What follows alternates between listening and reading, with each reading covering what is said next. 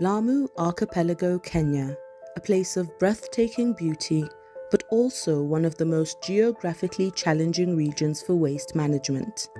Spreading across islands with limited transport infrastructure, managing plastic waste here is both costly and complex. But in the face of this challenge, one organization has continued to build practical circular solutions, the Flip-Floppy Project. Building a circular economy in Lamu requires more than community effort. It requires infrastructure capable of surviving one of the harshest waste recovery environments in the country. And while recovered hard-to-recycle material volumes grow, the existing recovery infrastructure is struggling to keep up. In a region where geography makes waste recovery difficult, community collectors have become the backbone of a growing circular economy. Wasted plastic is recovered from beaches, mangroves, terrestrial environments, and households is sorted, baled. The hard-to-recycle materials are transported for recycling, while the more easily recyclable materials are transported by the Flip-Floppy here in Lamu. They're creating income opportunities while reducing pollution across the islands. Hii kazi nafanya kwa sababu inanisaidia sana kwa fees ya mtoto. But operating a material recovery facility in Lamu comes with major challenges. Unlike mainland towns, every bale, every sack and every kilogram recovered must move across land in a place with no roads and eventually make it to the mainland by sea. Transport is expensive, storage is limited, and the coastal climate works against recovery efforts every single day. Without adequate covered storage, recovery plastics waiting to be transported are exposed to heat, humidity, and rain, reducing their quality and value before they can even enter the recycling chain. The lack of a bigger storage at the MRF has actually affected us in a very big way. First reason being, it has limited us to what we can collect. And then again, lack of that, and with the environment we live in, it's too hot to an extent. If you don't have a shade under certain plastics, they start degrading. So that means you need to store the plastic at a cooler place. If not, they'll degrade. So if they get to be processed into the next processes, they lose value. So the value, if you collect a plastic, is still a bit of intact, but when you come and store it here for long, when you process it again, it now loses the value. Even the product you're making out of it is not as strong as it could have been if you could have stored that plastic well. To strengthen recovery efforts in Lamu, Flip-Floppy is partnering with PACPRO, Kenya's leading packaging producer responsibility organization. This partnership directly supports Extended Producer Responsibility, or EPR, a system which came into effect in 2024, where producers remain responsible for packaging even after it. Funding support from PACPRO has helped unlock transportation for plastics that cannot be recycled locally and would otherwise remain extremely difficult in Lamu's island geography. For us as PACPRO, the relevance of this partnership is that we are able to support the recovery of these plastics, but also other packaging materials in this crucial ecosystem, to be able to retain the sanctity of this island, but also to provide a solution for waste management. Currently and traditionally, there hasn't been an organized waste infrastructure in Lamu. Flip-Floppy is a pioneer, and so for us, they have already built a community of practice, built relationships with the community to be able to recover waste. And for us, it's strategic to be able to have them to be able to do this. In Lamu, where geography has long made waste recovery difficult, Flip-Floppy and partners, including PACPRO, are proving that circular solutions are possible. That through partnership, infrastructure, and shared responsibility, even the most complex waste challenges can become opportunities for environmental and community transformation.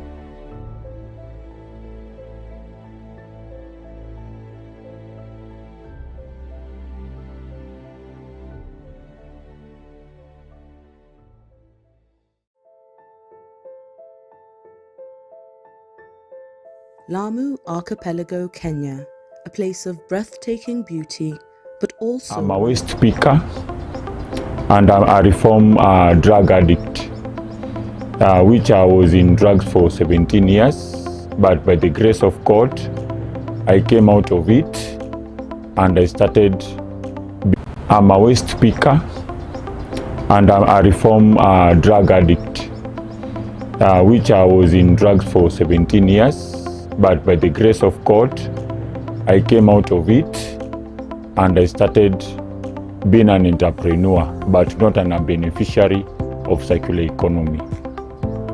We went through trainings on how to segregate waste from the source, and the training that we got through Taka ni Mali has shaped our destiny, and even our minds are already full to make sure that we accomplish our livelihood in newness of heart and understanding that Taka ni Mali.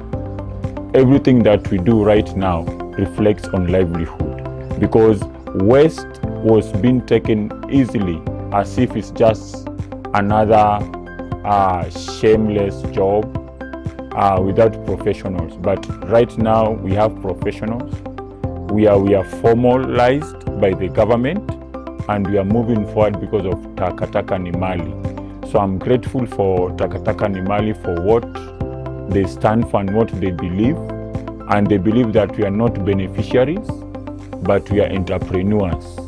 That's a mindset in the first thought in this life. I want to reiterate this, that on the ground level, we have so many brothers and sisters who are suffering from addiction. And the platform we got through Taka ni Mali has shaped those destinies, because you find out that the opportunity for them being entrepreneurs, but not beneficiaries of things or being used as tools for others. So we are grateful so much for being right here, and I want to appreciate your presence. Our CS, thank you so much for gracing us right here, all our distinguished guests. It's good to see you, sir. Allow me to just salute you like that. we have a friendly note that we'll need to square out later. But thank you so much for being here. My name is Maina Chege, and I'm privileged to have this conversation and just helping us navigate through this short but straightforward evening. And as you have heard today, it's about networking and some cocktails, so it's a bit light and easy. So please, if you don't mind, if your neighbor is looking quite stiff, tell them, hey, this is not that conference time. It's about us to just go straight to the agenda. But if you don't mind, allow me to just do one thing, because it was a KPI. For those who don't know about KPI, it's something that is given to someone who's been given a task.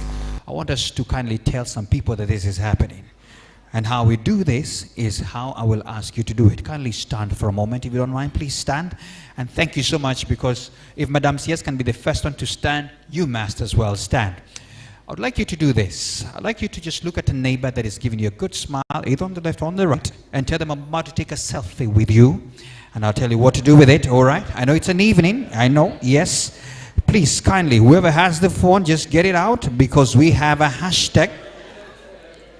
NPAP Kenya, that's our hashtag, and I'll be telling you that. Yes, I love this. This is very good. This is very good. Oh, lovely, lovely, lovely. I love that. I love that. This is very good. This is very good. This is very good. This is very good. No, it's good to see you, sir. I want to do a full one, groupie here. Where is the CS? Is the CS looking at me? Excellent. 3 to go. Lovely, lovely. Thank you so much. Thank you so much.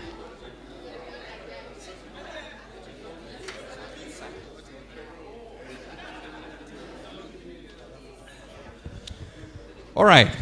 This one is a man selfie. We appreciate you. No problem. Thank you so much. I've been asked that you can share that with the hashtag NPAP Kenya. And if I can spell it out, it is NPAP Kenya. NPAP Kenya, that's what we're talking about today. And we shall be talking a lot about more of that. That is the National Plastics Action Partnerships, NPAP Kenya. Kindly share it out, because we have many events happening, but we also want to also tell them that this particular one is happening.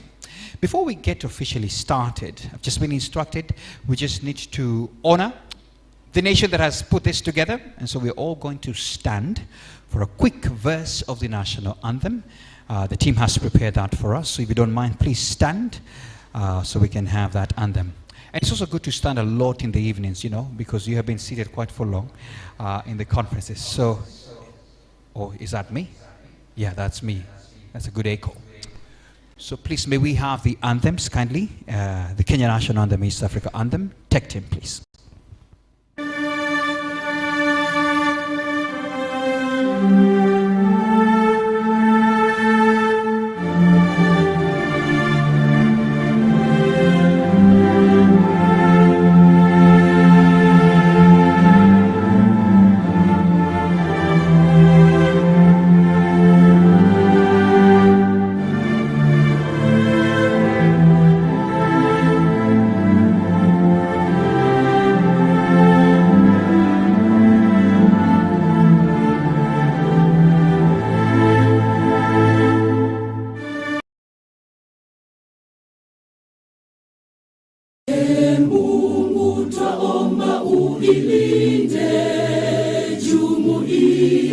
Afrika Mashariki, tuwezeshe kuishi kwa amani, tutimize na malengo yetu.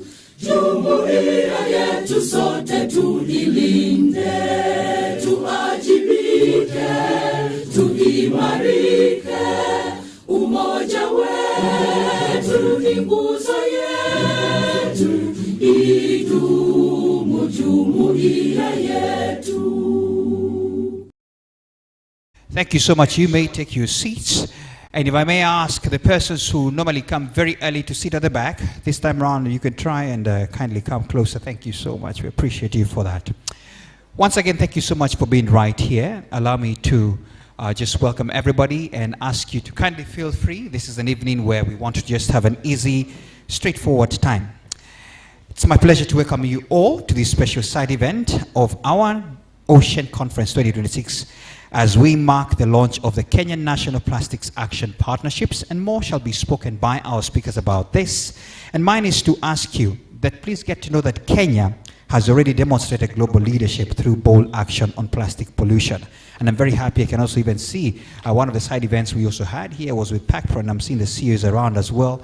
And we continue to push these conversations. And this is such a great occasion because now we are committing to even further doing this better. So as we gather here, may we as well continue on to commit and do what is required, the collective action that is needed, the shared ambition, and the practical solutions. Allow me at this moment, ladies and gentlemen, to invite our first speaker to welcome us right here. And we have a host organization, that is Evelyn Koech, NPAP Kenya, Secretariat, United Nations Development Program. A round of applause to Evelyn Koech as she comes. Karibu sana, Evelyn. Welcome and welcome us.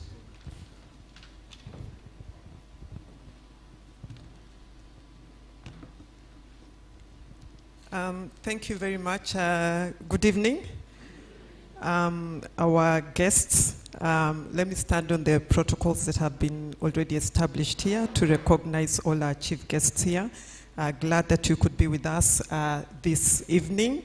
My task here is very simple. My name is Evelyn Koech. Let me just introduce myself again. And I'm the team leader for environment and resilience at UNDP Kenya, where we are hosting the NPAP Secretariat. Before we dive into the agenda for this evening, my task is to bring all of us up to speed on what we are discussing today. What is NPAP? The National Plastics Action Partnership. And I will just take us through a very, very quick introduction, and then after that, then we will get into the speakers of the evening. I want to request the technical team. Oh, thank you. My presentation is already up. So in just about less than 10 minutes that I have been given, I will take us through what the Kenya National Plastics Action Partnership is.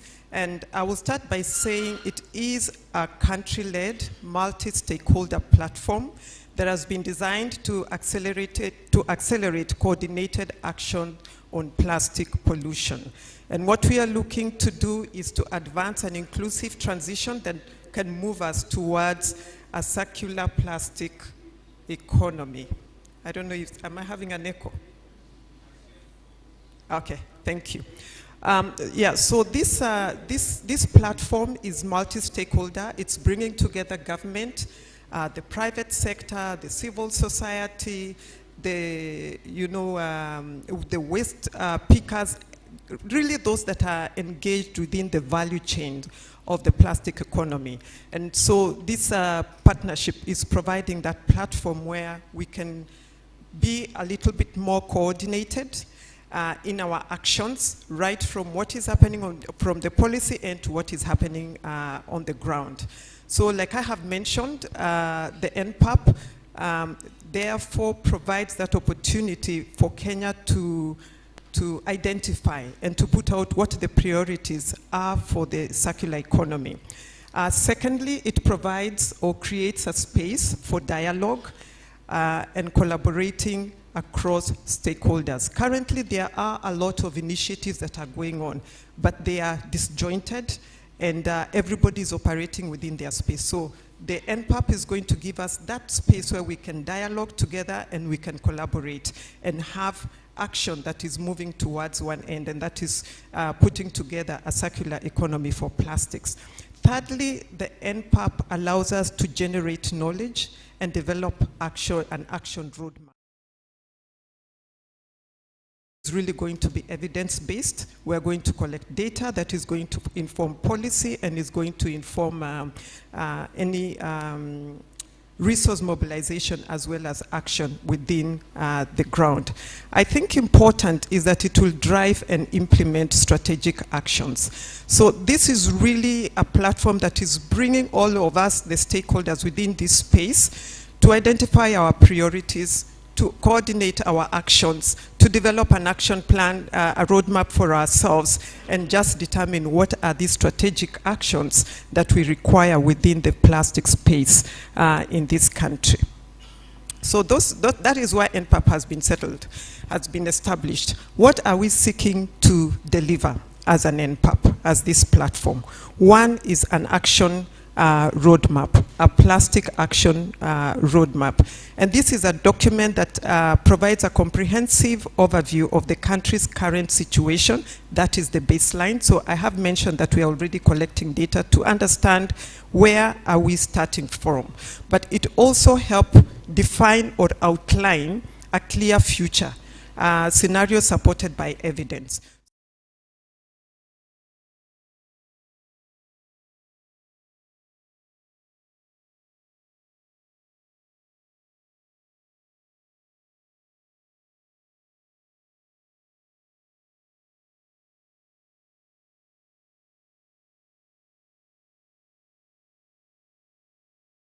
In addressing waste management and specifically plastic pollution. So this roadmap is what really is going to bring us together as key stakeholders in this place, and particularly when we come to the space of resource mobilization, it will give us clarity in terms of what do we want to do and what is it going to cost us to do what we need to do. Secondly, through the NPAP, we are also looking to develop agenda inclusion and agenda equality and social inclusion. And this is very, very critical to ensure that there is inclusion across the space of the plastics economy, that the vulnerable are included, that the, the different levels, including our waste pickers, are also included in this space. So we are going to undertake a detailed study to understand the social and gender impacts across the different activities of the plastics value chain. And the end product will be this document that we are calling the Gender Equality and Social Inclusion. Finally, and I think very important, will be a financing roadmap. So we have developed a roadmap that is showing us our baseline, where we are and where we want to get to. Critical then will be how do we mobilize investments to then take this plan into action. And this is going to be the financing roadmap that will be a strategy for the country aimed at implementing the action roadmap, identifying key factors that are required to enable the environment that facilitate investment in the priority solutions that will have been identified in the action roadmap. So these are the three critical deliverables. Maybe if we could just go back to that slide. Yeah. So while we are launching our NPAP in Kenya, there are other countries that have gone ahead of us. There are countries that established their NPAPs and have already been able to develop these documents. So what you see here are actually examples of what has happened in other countries. We have the roadmap is actually an example from Panama. That gender is from Peru, and this is from Ghana. So just to say that we are also not reinventing anything, but we are learning from what has already been undertaken, and we can actually be able to view these documents online if we want to see where we are moving to as a country. Moving on to then my last slide in terms, just to speak on the NPAP Kenya governance. I think it's important to say that the NPAP Kenya is being championed by the government of Kenya. It's being led by the national government through the Ministry of Foreign and Diaspora Affairs, and of course the Ministry of Environment, Climate Change and Forestry, and the CS is here with us. So it is a priority and under the leadership of the government of Kenya. The NPAP is being hosted by United Nations Development Program, UNDP, and what does that mean? It means that UNDP is hosting the secretariat and is going to coordinate the activities for this platform, but under the leadership of our national government. We will have a steering board in place to provide strategic leadership to the platform.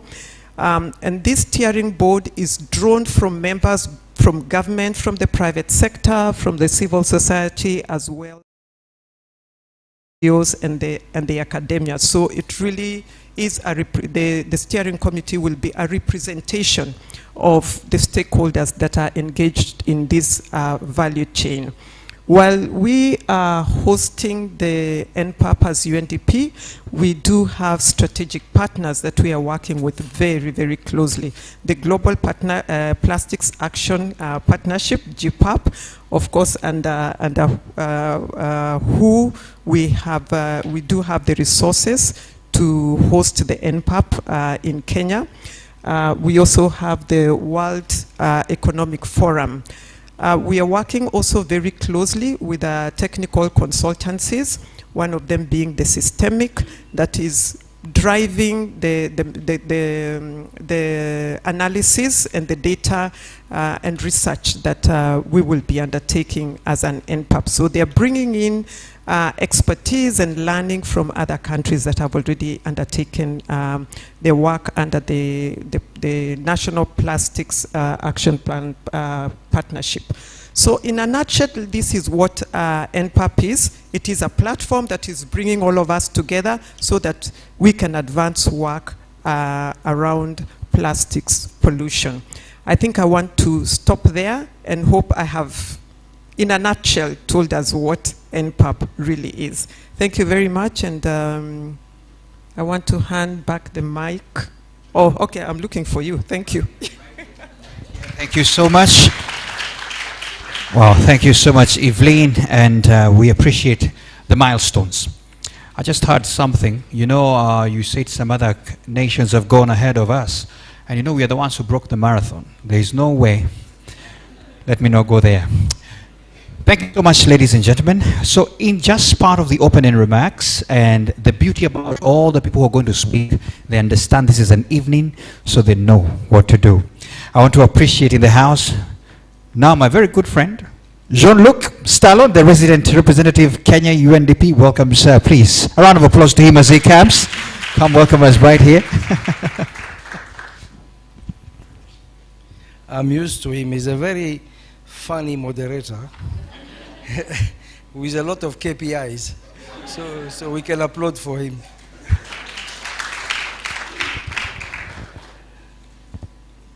Honorable Deborah Barasa, Cabinet Secretary for Environment, Climate Change and Forestry, Government of Kenya. Minister Emma, Under Secretary of State, Ministry of Water and Flooding, United Kingdom Department for Environment, Food and Rural Affairs. Clement Schmidt, Director Global Plastic Action Partnership at the World Economic Forum. I also want to recognize the Deputy Governor of Mombasa, Honorable Francis Toya. I hope I don't mispronounce your name. Distinguished representative from government, business, civil society, academia, development partners, innovators, and the broader circular economy community. Good evening. I mean, after the elaborated presentation by my colleague Evelyn on what is the NPAP about in Kenya, it makes my job easier. So I will just highlight few points. First of all, really to say, CS, that this is it's a great opportunity that we are launching this National Plastic Action Partnership here in Mombasa today in the margins of the Ocean Conference. This is really great. It provides it a momentum and also gives it all its importance. I mean, what a good thing that we are starting this national NPAP in Kenya. For me, when I was looking at the other countries that have started it, it makes a lot of sense. It makes a lot of sense because we are dealing here with one of the largest economy on the continent.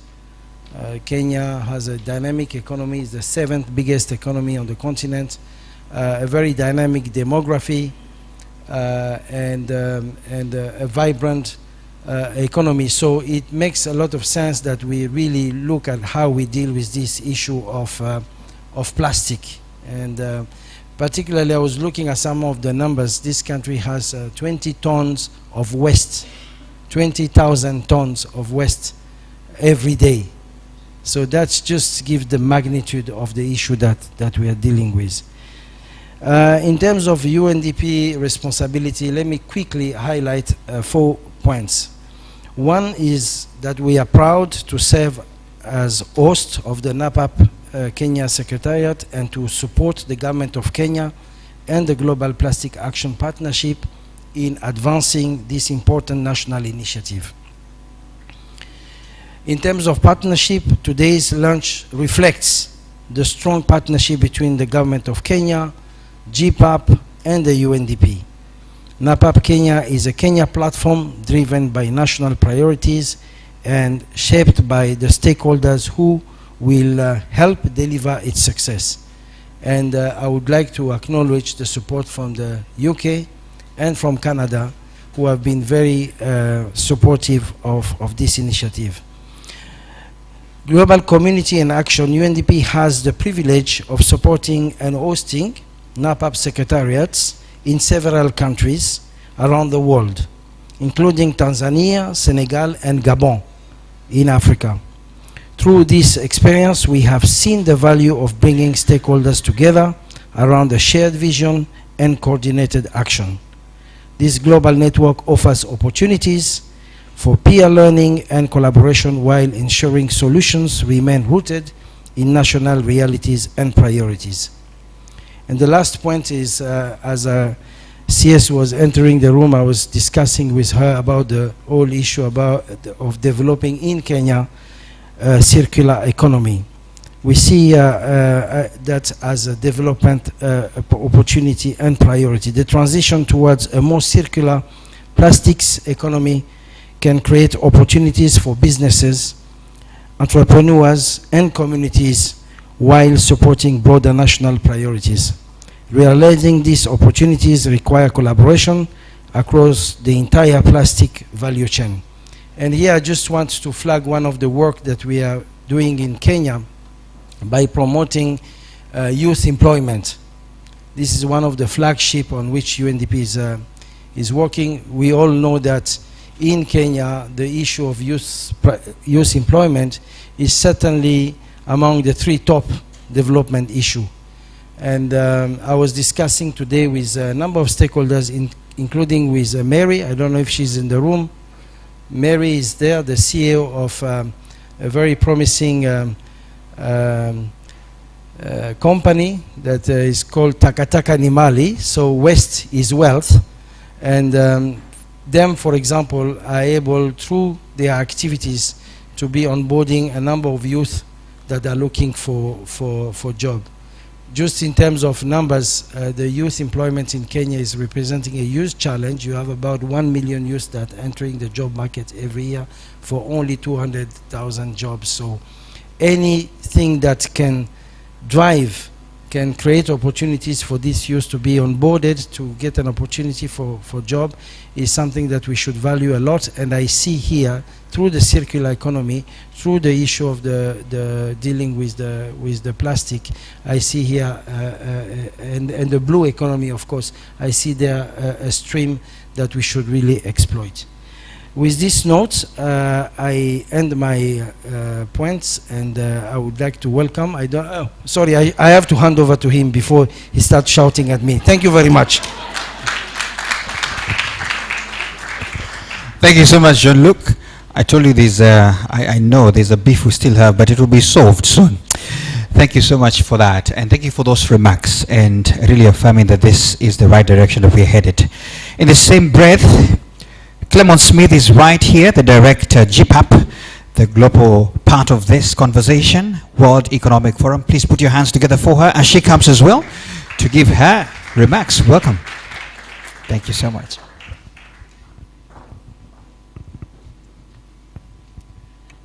Honorable Deborah Barassa, Cabinet Secretary of Environment, Climate Change and Forestry, Government of Kenya. Honorable Emma Hardy, Parliamentary Under-Secretary of State, Minister for Water and Flooding, United Kingdom Department for Environment, Food and Rural Affairs. Mr. Jean-Luc Stallon, Resident Representative from UNDP Kenya. Mr. Kerry Max, Deputy Director, Partnering for Climate, Environment and Climate Partnership, Global Affairs Canada. Honorable Francis Troya, Deputy Director from Mombasa. Dear partners and guests. Barisa, Jihoni, Karibuni Sana.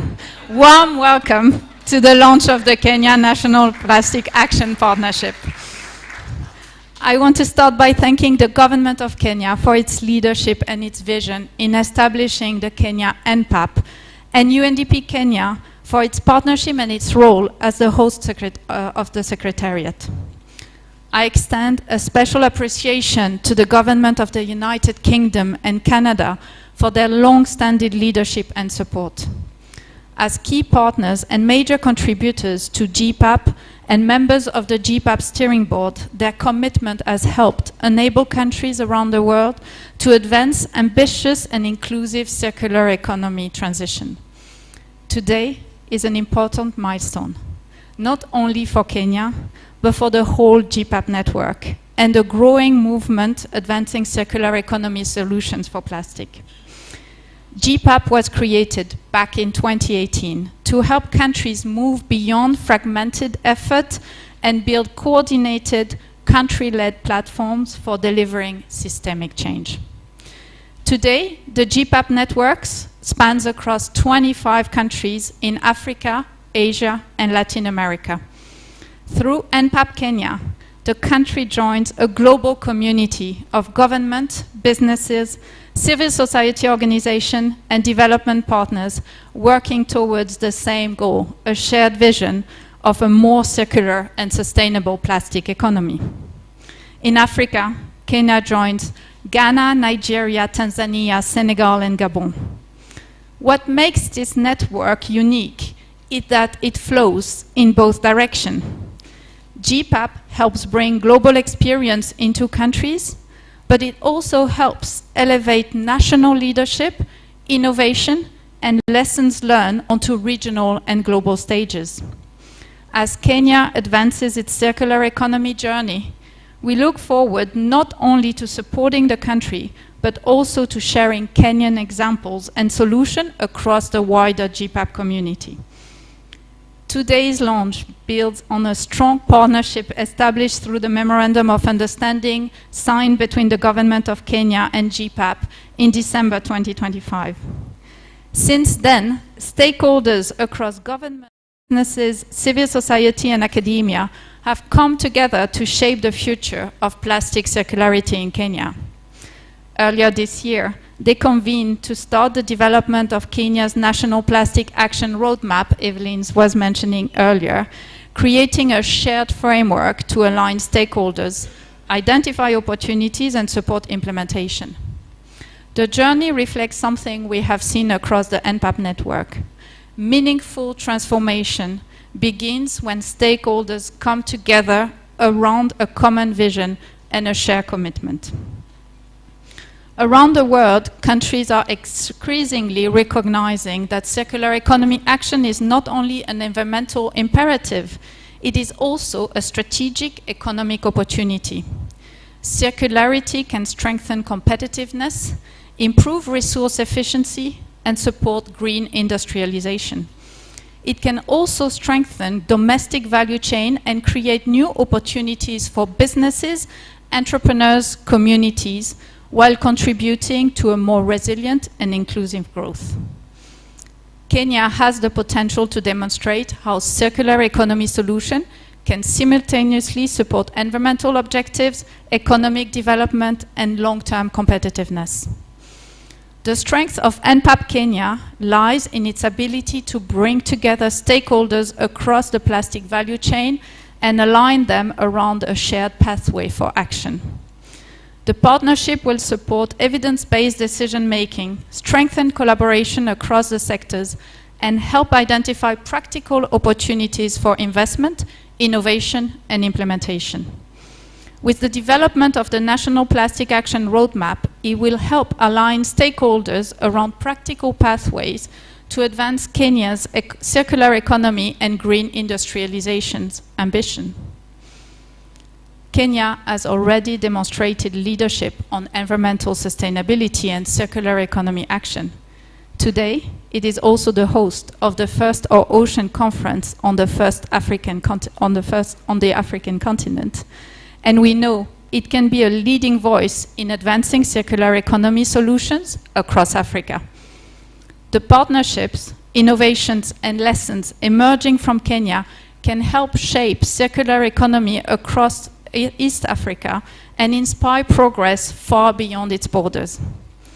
Through the NPAP, we hope to support Kenya in its demonstration how circular economy solutions can drive innovation, investment, competitiveness, and sustainable development while delivering tangible benefits for people and the environment. The launch of NPAP Kenya marks the beginning of an important new chapter, a chapter built on partnership, shared ownership, and a commitment to turning ambition into action.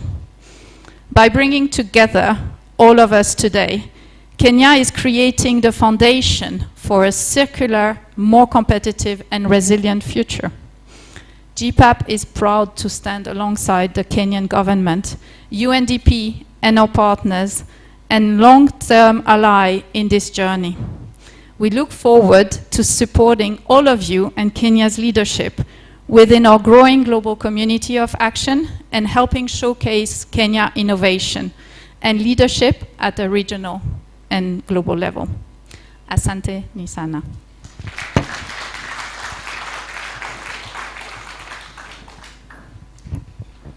Asante sana. Thank you so much as well.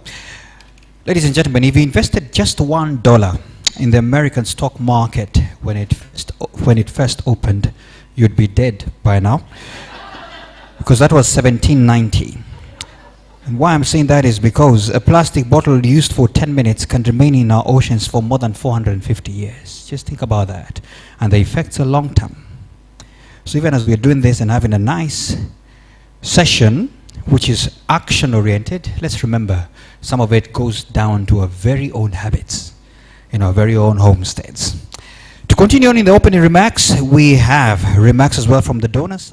Emma Hardy, MP in Parliamentary Under Secretary of State, Minister of Water and Flooding in the UK, Department for Environment, Food and Rural Affairs. A round of applause to her as she comes. Welcome. Thank you so much. Thank you, honourable guests, thank you, ladies and gentlemen, and thank you to the hosts, the organisers, of course, to Kenya for the leadership that you are showing on this issue, and to everybody here to bringing us together in building the Kenyan National Plastics Action Partnership. This reflects Kenya's visible leadership on our ocean in delivering such a successful Our Ocean Conference. And let me offer my warm congratulations. To move from concept to launch at this pace is a huge achievement. It speaks to the drive and strength of collaboration that already exists between government, industry, and civil society. Because this kind of joined-up approach has never been more important.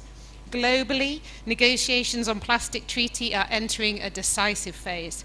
The UK and Kenya are aligned that a strong global agreement covering the full life cycle of plastics is essential.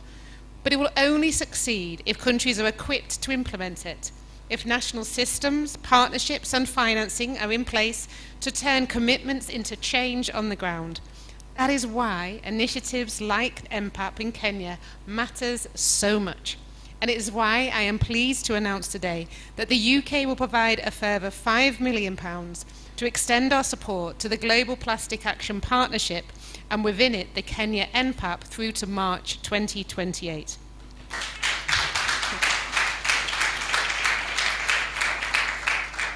This funding will help sustain and grow this global network of partnership at a crucial time as the treaty takes shape, and we will look to evolve NPAPs into a full country-led financially sustainable platforms that can catalyst investment, drive innovation, and inform effective evidence-led policies that together can generate the systemic shifts needed for the circular economy transition.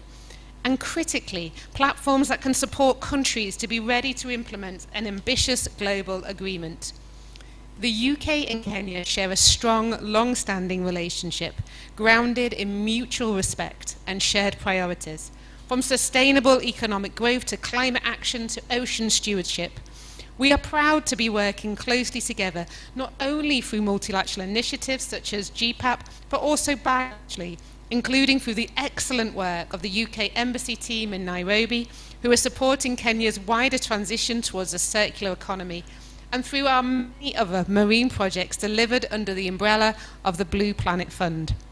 Take Oceans Alive, which I am going to visit tomorrow. I am so excited. With UK support, they're helping coastal communities turn plastic waste into income.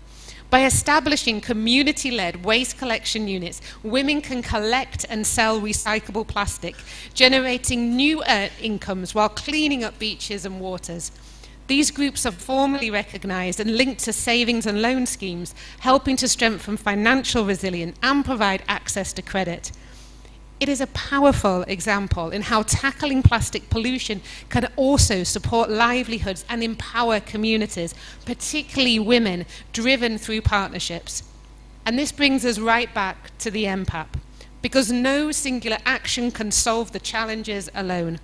The value of NPAP Kenya is precisely in its ability to connect the right people across government, across sectors and across borders, to increase the effectiveness and the efficiency of what we do collectively, to mobilise finance where it is needed most, to support innovation, and to ensure that policies are grounded in evidence and co-created with the people they will affect. Kenya has already demonstrated leadership on plastics, and through NPAP Kenya, it is well positioned to continue to lead both regionally and globally. So let me close by congratulating everyone who has contributed to this achievement. With the strength of partnership we see here today, I am confident that NPAP Kenya will play a vital role in driving forward the transition we all want to see. Thank you. Thank you so much, and much appreciation as well for the commitment and the words of affirmation that we are headed in the right direction.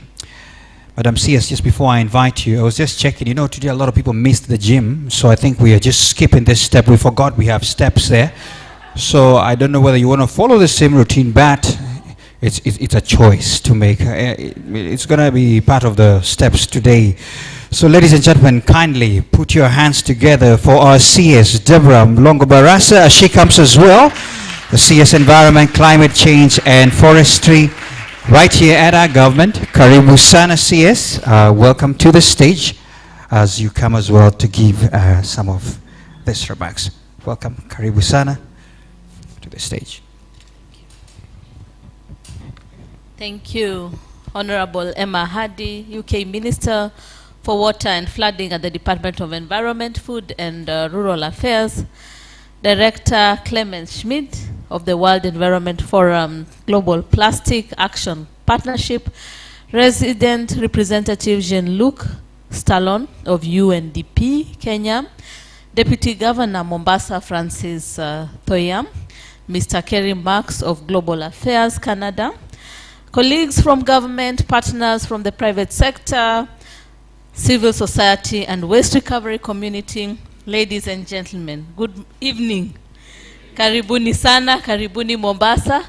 I hope you've also had some time to go and visit the wonderful ecosystem here and see the rich biodiversity that we have in Kenya and why we are really passionate about restoration and environmental protection.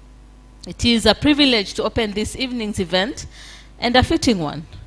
We meet here in the Kenyan coast during the Our Ocean Conference in a city whose life has always moved with the tides of the Indian Ocean. These waters feed us, connect us to the world, and sustain livelihoods across generations. Yet increasingly, they also return to us the plastic waste that the world discards. There could be no better place than Mombasa to launch a platform dedicated to turning this challenge into opportunity. Let me be clear about how my ministry views this agenda. Plastic pollution is without question an environmental problem. But the response Kenya is pursuing is also an economic one. We are not here to manage waste. We are here to build an industry. Distinguished guests, ladies and gentlemen, for Kenya, circularity means designing plastics out where we can and keeping those that remain in productive use for as long as possible. It is a green industrialization agenda. It is about new manufacturing, new value chains, new opportunities for our young people and women, and a more competitive and resilient economy. Kenya does not begin this journey from zero. We begin from a position of leadership, from the ban on plastics bags in 2017 to the Sustainable Waste Management Act, to our National Extended Producer Responsibility Framework, and now to the packaging regulations we are putting into practice. We have built the rules. The task before us now is to build the industries around those rules. Reprocessing capacity, recycled content markets, responsible alternatives, and systems that can turn waste into a reliable resource. And we must do this together. This evening reflects something important about how Kenya works. My ministry, the Ministry of Environment, Climate Change and Forestry, carries the responsibility for policy direction and delivery here at home.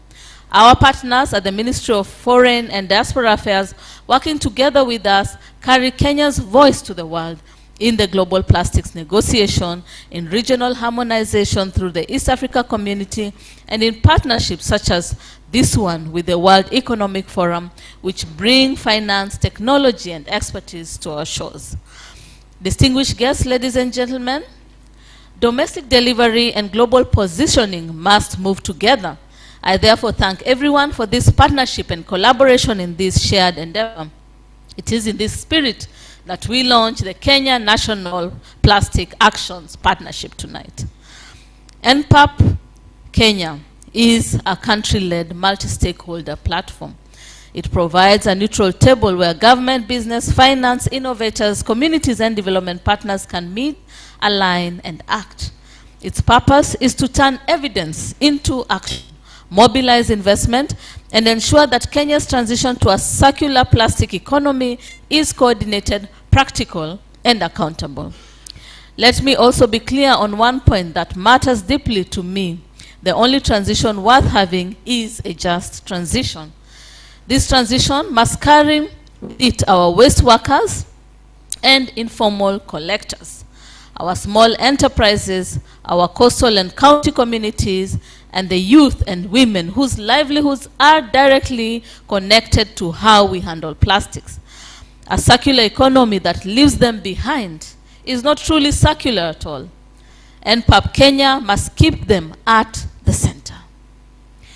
To our partners, the World Economic Forum and its Global Plastic Action Partnership, UNDP Kenya, as the anchor of the Secretariat, the United Kingdom, Canada, and all of you who have joined us this evening, thank you. Your presence is an investment of confidence in Kenya, and we do not take it lightly. So, as we prepare to formally launch NPAP Kenya, I invite all of us to see this not merely as an event, but as a beginning. It is the beginning of building here in Kenya a circular plastic economy that is credible, investable, inclusive, and good for our people, our economy, and our ocean. Let this platform become a place of action, not just conversation. Let it help us move from ambition to implementation, from waste to value, and from pollution to prosperity. With those few remarks, it is now my honor and pleasure to declare the Kenya National Plastic Action Partnership officially launched. Asanteni sana, and thank you very much.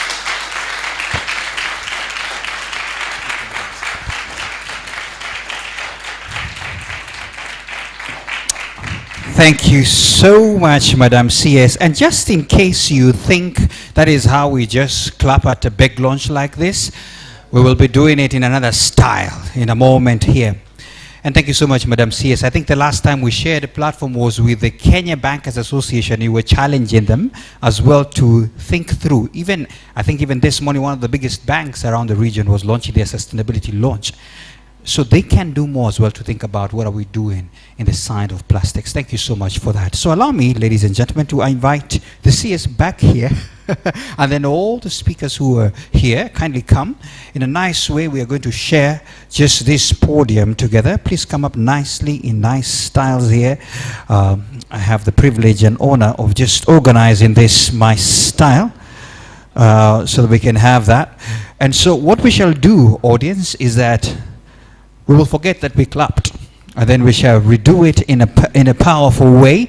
But first, there's a countdown that we run. Once the countdown is run, we'll be able to. Yeah, sir, please. Yeah, the man feels like he's alone. There you go. Anyway, that's a nice joke.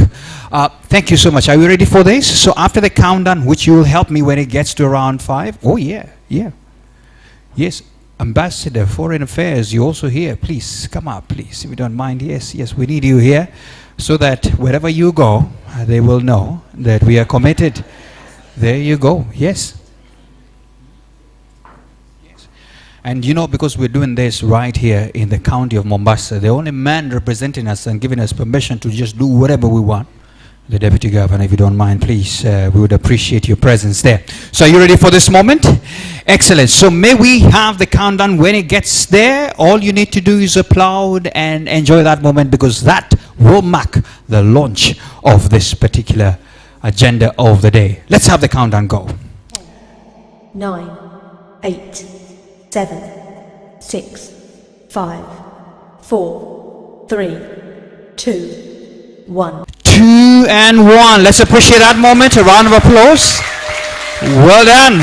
There you go. Let's keep it going. Thank you so much. That's the razzmatazz. Asante sana. Thank you. Thank you, sir. Much appreciated. And we have plenty of gunpowder, so that can stop for now, all right? May we have a quick photo first for our speakers? Just look straight at that. I think we shall, the ones who are here bended, this is a style, that means they're serious. So just look at them straight on. Anybody else lifting their phone? They are fake. So let's just focus on that one, the one in green, because of the conversation on environment. That's why you wore green. I love that. Thank you. Are we good? Excellent. There's a final one. This one there at the back. That one. Please let him enjoy his time. Are we good? Thank you so much. We shall take more photos later. Let's appreciate my speakers. Asante sana. Thank you so much. Thank you so much, CS. And now, the icing of the cake is a quick discussion. It's a panel discussion. I want to invite Margarita Puccino to kindly come here from GPAP, World Economic Forum. A round of applause to her as she comes, please. And very first, we shall just have a quick discussion and then proceed on. Welcome, Margarita.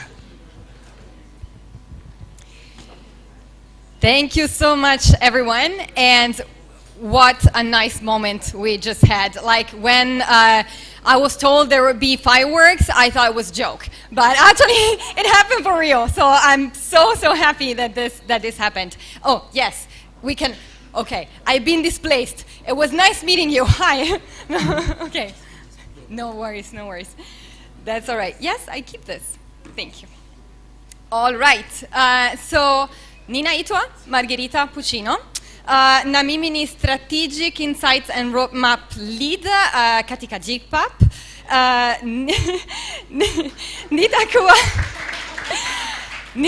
Nitakuwa your moderator for tonight. Thank you. Okay, so welcome to our curated conversation on accelerating Kenya transition towards a circular plastic economy. Yes, I chose a very long title. Apologies for that. Today's discussion is about turning ambition into action, as Clemence was mentioning before, how policy, business, finance, and local enterprise can work together to make waste a resource and circularity a real economic opportunity for Kenya. That's the gist of it, okay?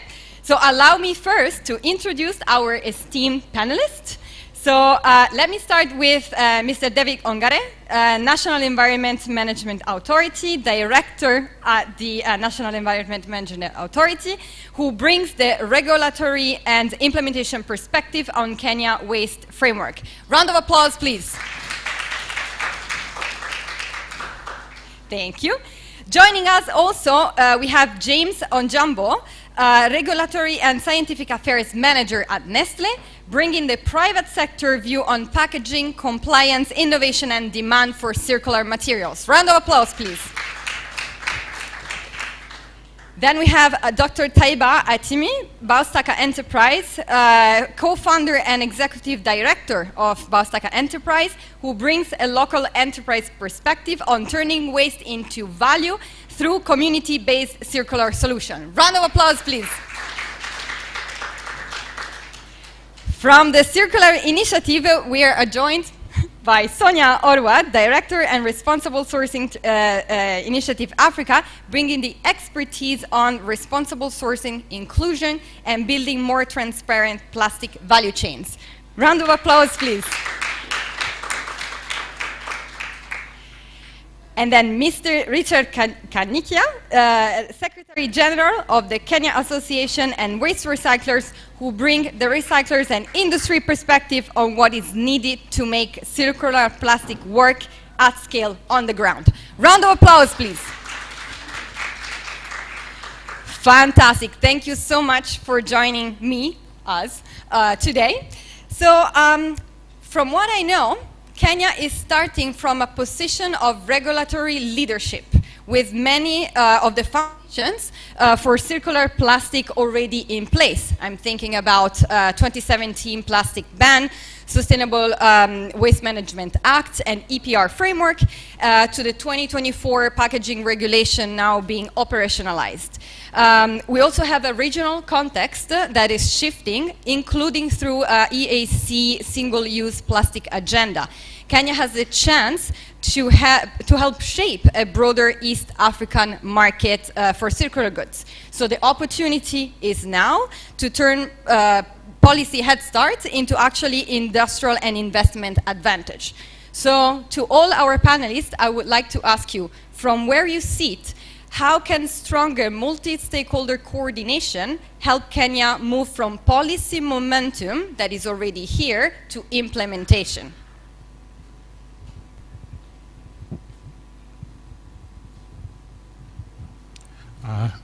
Thank you very much. I think quite a bit has been done, but as previous speakers have spoken, plastics is a multifaceted issue, and therefore we want as many actors as possible. I think vertical and horizontal integration. Here in Kenya currently, I think from where I sit, issue of R&D needs to be scaled up, and also issues of infrastructure, because we are seeing a gap there. Not all aspects with regard to dealing with plastics have been dealt with. So if we can scale up R&D, and we can also scale up infrastructure. And then, of course, for the startups, there's also usually the challenge of financing. It's quite difficult, I think, for them to get loans, affordable loans, because this is not a traditional sector that is funded by banks. Thank you. Okay, thank you. I'll share my views. From where I stand, yes, as it was mentioned previously, it's very important to bring all the stakeholders together. And by bringing all these stakeholders together, they all bring in different strengths and leverage on different strengths and knowledge and skills. And this, at the end of the day, enables better outcomes in terms of implementation. For example, we have different partners coming in terms of financing, in terms of technical skills, in terms of policy, drive and authority. All these people coming together will help shape or drive better outcomes. Thank you. Thank you. Stronger multi-stakeholder cooperation bridges the gap between what is written in policy and what is actually happening on the ground. So it creates clear roles for every stakeholder. It aligns investment.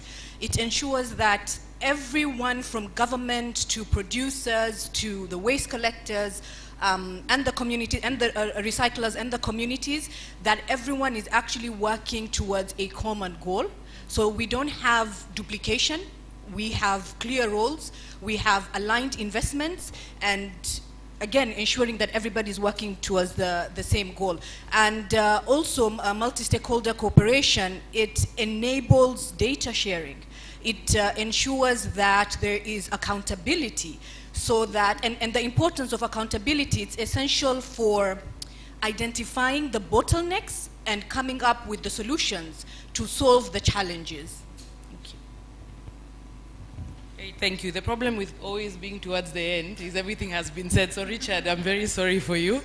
But I think what we've touched on and my colleagues have touched on are three key issues. If you look at it also from Kenya, but also from the African perspective. Fragmentation is one of the biggest reasons why we do not see a lot of movement in terms of the plastic pollution challenge, right?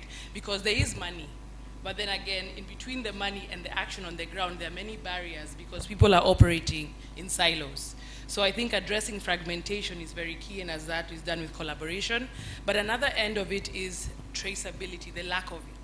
And you know, people cannot invest into a black box. People need to know that they're investing in something, and that way we're all clear on what is happening. I'm sure the gentleman from Nestle would not like to invest in a situation where there potentially is child labor in the value chain. So what I would also add is, on top of traceability and addressing fragmentation, you also have to look at a full value chain approach, right? And so you cannot just look at one sector, recycling or the waste pickers, but the entire value chain connecting the waste picker to the end market. And then you'll see momentous movement and movement that is scalable as well. Okay, thank you. Thank you, Sonia. And I'm the last one. It's a fact that I might have to repeat some of the things that have been said, especially by my two colleagues.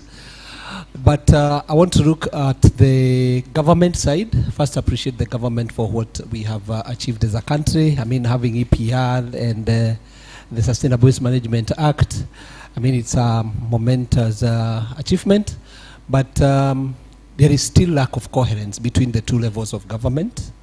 And there is some work that we expect from the county government, especially in regards to domesticating the Sustainable Waste Management Act. It's a very, very huge gap. A bit of that also on the national government side. We are still waiting the Waste Management Committee. Then come to the you and me, the consumers. There is an enforcement gap where it comes to separation at source. You know, we are still mixing our waste in the bin, and that for us as recyclers is a big no, because it is costing us a lot of cost in production when the waste is contaminated, etc. Then, now that we have EPR in place, there is the need for implementation. And implementation of EPR could look easy, but we have a serious problem that comes in getting all the stakeholders to align on pricing. Yeah, so a waste picker will say, I want 10. A producer will say, I want to give 2. And somebody else will say what they want to say. So it's a huge gap, and I think those are our 3 main ones. Thank you. Thank you so much for this reflection. And actually, I heard many, many great things on which I would like to build upon, because I heard an importance of like working together, you know, using each other's strength, etc. I heard clear roles, which and data sharing and accountability. Living in Switzerland, I really, really much appreciate, you know, like clarity, accountability, etc. I've been learning that, and traceability and pricing. So maybe building on these, and maybe if I'm looking more at David, James, and Taiba, from your perspective, what would you say it takes to make Kenya stronger and more predictable market for circular product and materials? Meaning, like, do you think there are specific policies or investment vehicles or business models that would help create that market confidence that we mentioned before? Thank you. I think a bit of public awareness is needed.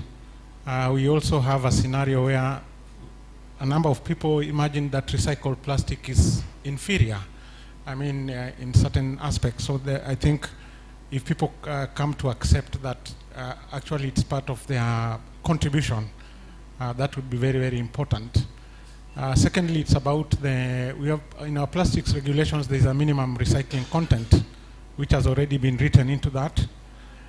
But we need now the issues of the additives that we have in this plastic. Some of them make it quite difficult, and labeling. So if we can stabilize that aspect a bit more, I think that would be a good thing. Luckily, we also have now a few producer responsibility organizations working, and this has helped to make our landscape a bit more secure in that sense. Thank you. Okay, thank you. I would like to bring in the aspect of standards, and I think I was discussing with my colleague earlier, and it's one of the things that I mentioned. First of all, the standards are very, very important. We already have a strong regulatory framework. What we need to focus on now is to work on the standards for the products at national level, and as it was mentioned earlier, that will give regulatory certainty to the investors, the potential investors, be they big investors or small players. You need that regulatory certainty. Secondly, it's very critical to make sure that really to build confidence in the products themselves, whether in the local market or in the international market. And as we work on the standards also, it's important to bring in the international aspects. You need to align the local standards with international standards. This is very important, especially to open up the export markets or to attract also investors in this area. who will have the confidence that Kenya is aligned to the international standards. It was mentioned earlier about the ESC, which is very important. When it comes to standards, already there's a lot of work going on at ESC level to harmonize standards, which has done a lot to promote intra-regional trade, export on other products. So the same can be extended to this. Because now we are talking about the ESC, we are talking about COMESA, we are talking about the tripartite, and now we even have the Africa Continental Free Trade Area. So with the internationally aligned standards, that will open up opportunities for players to scale up and really be able to access bigger markets. Thank you. Thank you. From my perspective, one of the major challenges is not the supply of the recyclable materials and the circular products. It is connecting that supply to demand in a predictable way. As an entrepreneur, we actually go through instances where you have the waste, the plastic waste, but you don't have an off-taker to take it off. So we need to have demand in a predictable way. And as a tech integrated waste management enterprise, technology can help by improving material traceability, by by providing real-time data, market data, providing real-time market data, and ensuring that for you to build the market confidence, you are having your plastic waste when it is connected to the suppliers, and that data is there. Then you'll have transparency. You're having people getting access to quality assured secondary materials, and also having access to compare the prices. That is what I believe is going to ensure that we are building market confidence. And for us to have a strong circular plastics economy, it's not just about having the recycling infrastructure, we must also have the market infrastructure, so that when you are enabling circular trade, that is going to be transparent, it's going to be reliable, and it's going to be efficient. Thank you for this point. This was extremely clear, and I think it's building a very nice bridge to my next question, because what I would like to discuss now is how to turn into implementation. So to Sonia and Richard, you decide who starts, so and no worries, next question, I'm gonna start with you on the other side. Fair play. So we have spoken about how Kenya can turn regulatory leadership into market confidence and create investments. But the next question is how that translates into functioning system on the ground. Meaning, how do we make this work? So from your perspective, what is needed to allow these models that already work, but to scale it further? So not only valuable businesses, as we mentioned before, but a system that are inclusive, traceable, and able to supply reliable material back into the economy. I'm thinking across Kenya, across the region, as we mentioned before, potentially beyond. Thank you very much. And it's a good question, but let me appreciate my colleagues. All of them spoke very, very positively about the problems that we are facing as recyclers. And I want to add something on the same, that recyclers need to be guaranteed that there is a market. It's very, very important, because it's a business that the recyclers bear the whole risk. Because we are talking about plastics, let me give us a small illustration of how plastic is collected. So when we go to collect plastics, especially those who specialize in rigid plastics, that would be HDP and PP, you collect everything. Then you take it to your facility, sort it into 11 or 9 fractions. Then you begin to supply specific fractions to specific buyers. So at the end of the day, you are left with an inventory, forced inventory, because some of them are not in demand at all. So you find that you end up storing some inventory for like 2 years. So that's a huge, huge issue. The other issue that I would say that we will need to address is the issue of informality. And I want to say this in a very personal way, that informality will really never, ever end in waste management, because we all know how we do it. So I would suggest that we reduce time discussing informality and invest time in being innovative in terms of how to deal with it. Because it's like an ocean. Only informal people can do waste collection and waste picking. Smart formal people will not do that. So I think that's another issue. And lastly, I want to be very brief, is the issue of output and quality. The recycling ecosystem that we have in Kenya today is funded, like 90% is funded by very small families, not even organizations. And these people are using their own hands to build the machines that they are using. These machines are rudimentary and they don't do any good work. We are in the season when we are robbing the government. I wish the CS was here. We are robbing the government to consider fiscal incentives in importing of equipment. We've tried 7 years. They are not hearing us. But the materials that we are producing need to get to a certain standard. And I want to thank Mr. David for talking about standards. We also need standards because we can't sell beyond our border. But our equipments are so bad. We want to be incentivized to import these machines almost without a lot of cost. The finance bill of 2019, we got incentives in imports of equipment, construction of recycling facilities, 50% corporate tax for recycling facilities. We have tried to call the government back just to give us what they gave us that time. They can't hear us. Thank you. So I think I'm happy I'm last because I'm going to disagree with Richard slightly. So a lot of the points made a lot of sense. There is one that I disagree with is the discussion of formality versus informality. I don't think we should be touching on those two terms. It's about organizing. And I think where there's organization, then you can see traceability solved and all these other challenges. And so if we're looking at the operability of what we're saying from policy, bringing it to the ground, if we have a full value chain approach that is looking at an organized system of collection connected to the end market, then you will see a lot of movement and you'll start to see the action on the ground. So whereas I would say formality, it's going to always stay informal, I disagree, because globally we've seen models that have moved from that transaction, right? Transactionary approach. So what I would say is that Kenya is still young, right? As a country also a few decades old.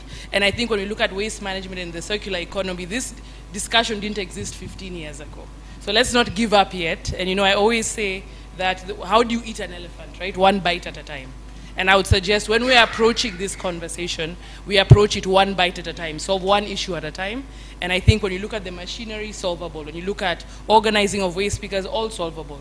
Connecting the recyclers to the external markets, solvable. Having brands negotiate certain pricing, also solvable. But when we try to approach all of them at once is when we have the impossibility discussion. And I say there is still a lot of possibility. Thank you so much for these great points. I think we're building on each other's speeches, and I think it's great. It's going in the right direction because I wanted to bring it back to what can be a first bite of your elephant, Sonia, because back to the NPAP to close and to all panelists again, but I start from you, Richard. Yes. So NPAP Kenya begins to take shape as we speak, right? So how can NPAP can best support Kenya in aligning on these priorities that we're talking about across senior government, leadership, businesses, and finance, but also implementation partners over the next 12 months? So back to your metaphor, what is the first bite that we want for the next 12 months? Okay, let me first appreciate the idea of NAP and say that yes, we have, we are not moving forward as fast as we thought initially. And optimistically, we now, as I was seated here, I was thinking this must be it. Now NAP I mean, this is probably how we are going to get out of this. And now I think NAP will have the responsibility to coordinate, because I think, as we said initially, the problem is that just coordination. We have everything in place, rightly. Of course, some stakeholders are way behind, maybe because of some issues that somebody wants to listen and advise. But we'll expect NAP to help put us together. But I want to say something about that we are really not equal. We are very, very different. Every stakeholder is unique, and we are equipped differently. Our capacities are not similar. So if NAP is going to come between and purpose to channel us towards one side, they must listen to us uniquely. We are very, very different. We speak very different languages, but we have to do this together. That is what I have to say. Thank you. So from my perspective, I think if we look at it from what NPAP is designed to do in terms of the collaboration and bringing people together and having a multi-stakeholder approach to solving a global issue, I think one key thing that we need to address again is the fragmentation issue. Fragmentation exists at policy, it exists within the value chain from a product perspective, from a geographic perspective. So if NPAP positions themselves to be addressing the fragmentation that exists in this ecosystem, then I believe for sure we are going to accelerate what we are trying to achieve today. So I would just also emphasize that, as he mentioned, the language is not the same, yes, but the vision is the same. We all want a world that has plastic moving circularity, not just staying in the environment. We're trying to move away from a linear approach to a full value chain circular approach, and NPAP is well positioned to do this in Kenya. And of course, with the learnings from other geographies as well, Kenya can accelerate a lot faster and not have to make the same mistakes as well. Again, from my perspective as an entrepreneur, align our efforts, invest in what works, and scale the enterprises that deliver impact. From my perspective, I think it's also very similar to what they have mentioned. Again, to re-emphasize on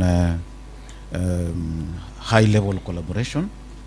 I'm glad the CS was here and they're leading the process with, of course, all other stakeholders, whether in the private sector or the financials. So very high-level collaboration has to be there for this to succeed. And then also combine that with the very inclusive process. And again, it was mentioned, we have to make sure that all stakeholders, including those small recyclers, are involved. Thank you. Thank you very much. I think I want to correct Richard. You're saying he wishes the CS was here. Government is always here. so your sentiments are well taken. I think the thing we are looking forward to from this process is the data, because then we'll be able to know what we are dealing with and which stakeholder needs to take up what. It's not just an environmental issue, it could be an educational issue, it could be research, and so on and so forth. So we are very optimistic of this product so that we can act based on evidence. Thank you. Thank you very much, and music to my ears as a scientist to hear, you know, the word data as important here. And thank you so much for your excellent points and to be so kind to be with us tonight. I believe we have a couple of minutes to take any questions from the audience. Yes, I see one coming. Yes. Please state your name and organization affiliation, if possible. Thank you. All right. Don't give context, just the question. Good evening, everyone. I'm Zablon Wekesa from Africa Circular. So, it's a thought and a question. It's okay if it goes unanswered, but I was just wondering, so what's the state of things when it comes to plastics in the textile sector? Because during cleanups, then textiles are just there. You know, no off-take, no nothing. And from a textiles perspective, upcycling, cotton, there's an interest, but there's also quite a bit of, I think, plastic-based textiles that, we're not seeing any activity on. So from program, from a problem perspective, how do we now prepare for that? Because, with fast fashion, then the materials that are available are that. I think just to help this particular session, would you have a specific person who you wanted to address that? Because you look like you are looking at a certain corner. Huh? It's to who? Director. NEMA. All right, so that's your question. I think it's good to direct them. Who else had a question this side? Okay. Straight to the question. Thank you. My question is to Richard. My name is David Githaiga from UNEP. So I wanted to know what tax incentive would help the emerging private sector players, across the board, from energy, supply material, and technology.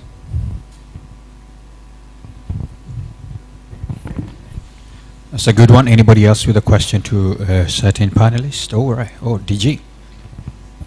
Maybe just some views. I have deliberately been quiet, but I thought my time would come. Waste is a devolved function. It is no longer a national function. It is a devolved function. So I want to understand clearly, in terms of the arrangement that we are putting in place, the NPAP, how is it going to consider this arrangement? Because the national government has no role whatsoever on waste. Theirs is purely an issue of standards, setting up standards, and purely some other issues to deal with regulatory frameworks. But the waste issue is at the county.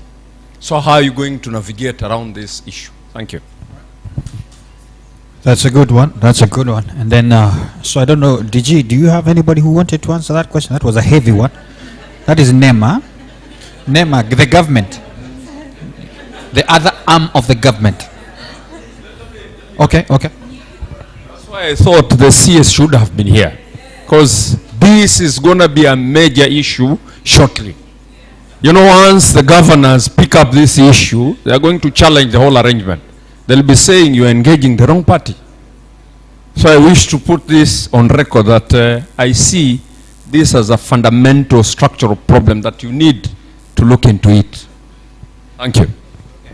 Okay, maybe we could get the final one here. All right. Thank you very much, and thank you, DG, for that. He has actually reminded me, where will the action plan be domiciled? Who is going to answer questions when this is going to be implemented? Yeah. The government. All right, go ahead. I think after this session, I'll probably be asking for a pay rise. I will start with the question from His Excellency, the Deputy Governor. I think when they were presenting the outline of this process, the COG is at the center of it. And I know that invitations were sent specifically also through the CEO of the COG. So I think I can give you comfort with respect to that. So I think indeed, I think the document has also been sent to the chair of the Environment Committee of the COG. Yes. So I think I can give comfort to that. Wekesa textile sector, I think there is action being done. There's a project, I think, under CAM, Kenya Association of Manufacturers, and there is that movement is going on to deal specifically with the plastics from textiles. David, my friend Githaiga, he talked about this issue, and I think it's a debate. It's how government looks at a problem or an issue, and therefore the issue of the incentives that Richard was talking about, they are very much on the table. It's only that, to speak the truth, finances are constrained. But I think it is not something that the government is not cognizant of, and I think we keep on consulting because Kenya is ours. Thank you. Yes, it's my turn. On the question of fiscal incentives, and I'll touch a bit also on the DG's question. I would say in terms of fiscal interventions, I would want to recall the Finance Bill of 2019 in its entirety. And then we have been considering VAT.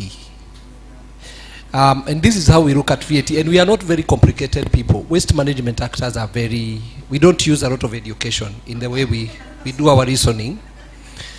That first of all, we are consumers. And then we take the waste from the bin, begin to process it upward. We hire people, we use transport, we use our equipment, we pay power bills, and then we sell, and then we pay VAT.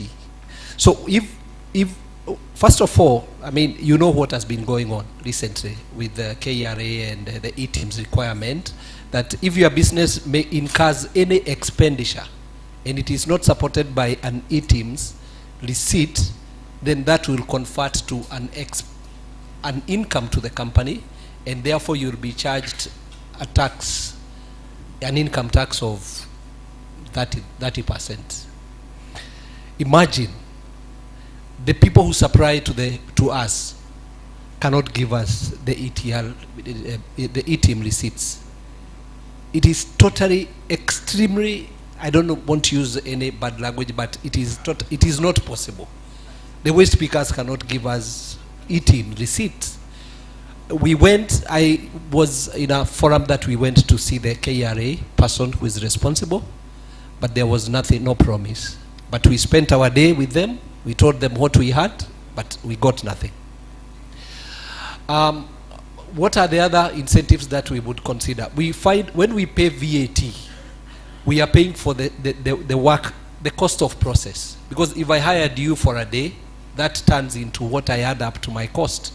So I'm paying VAT for the person that I employed, I'm paying VAT for every other cost that I'm paying, and these are post-consumer products. They've already been VAted for, and VAT is a consumer tax. It's supposed to be not a production tax. That aside, the cost of power is very, very high for thermal processing of plastics. It's extremely high.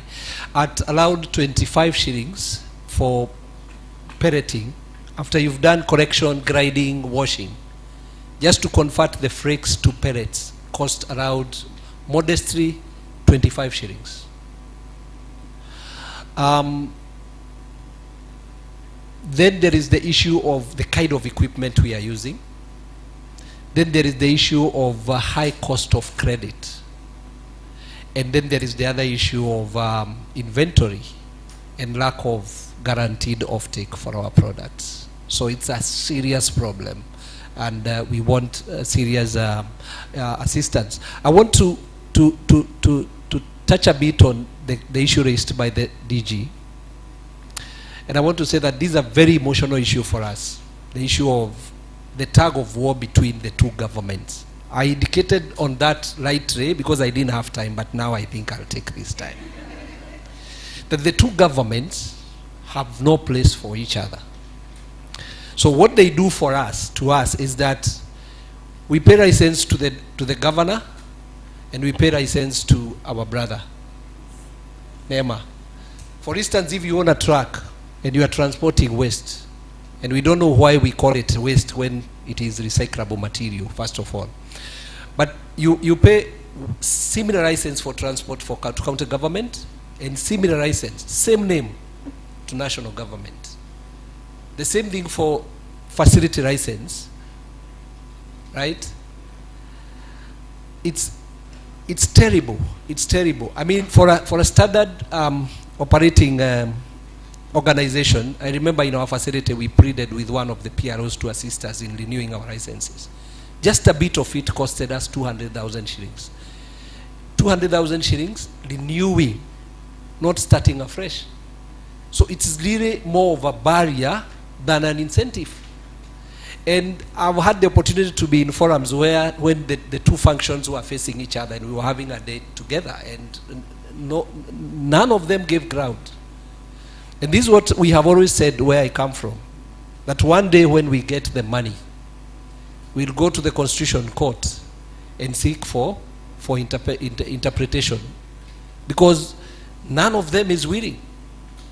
But we are still having to pay. So if our association had money, we would go to the Constitution Court and ask for direction, because it's unfair. I mean, why are we taxed twice? Why are we talking about circular economy? How is it going to work? Is there any other industry that is paying 2 licenses for everything? Everything you pay 2 licenses. Thank you. And maybe just before you close, there was a quick comment from a person seated next to me here. She leads an organization in the entire country. She'll mention it. Thank you, Maina. Let me stand up so that you can see me. My name is Lillian. I work for Trademark Africa. I know you're wondering, what does trade and circular plastics economy have to do with anything? First and foremost is, as a country continues to move towards value addition and industrialization, definitely the issue on the circular economy and waste management becomes quite big. And I think it's important that we start also articulating it from that perspective as a byproduct of industrialization. That's just a note. The other bit would be also just to echo what has been shared here in terms of devolution. And I've heard the Deputy Governor speak very well, talking about what does NPA mean at the governor level, at the county level. And mine is still to ask, do we need to devolve everything? And can some things be maintained at the national level, particularly because we say that we want to see the private sector grow and thrive?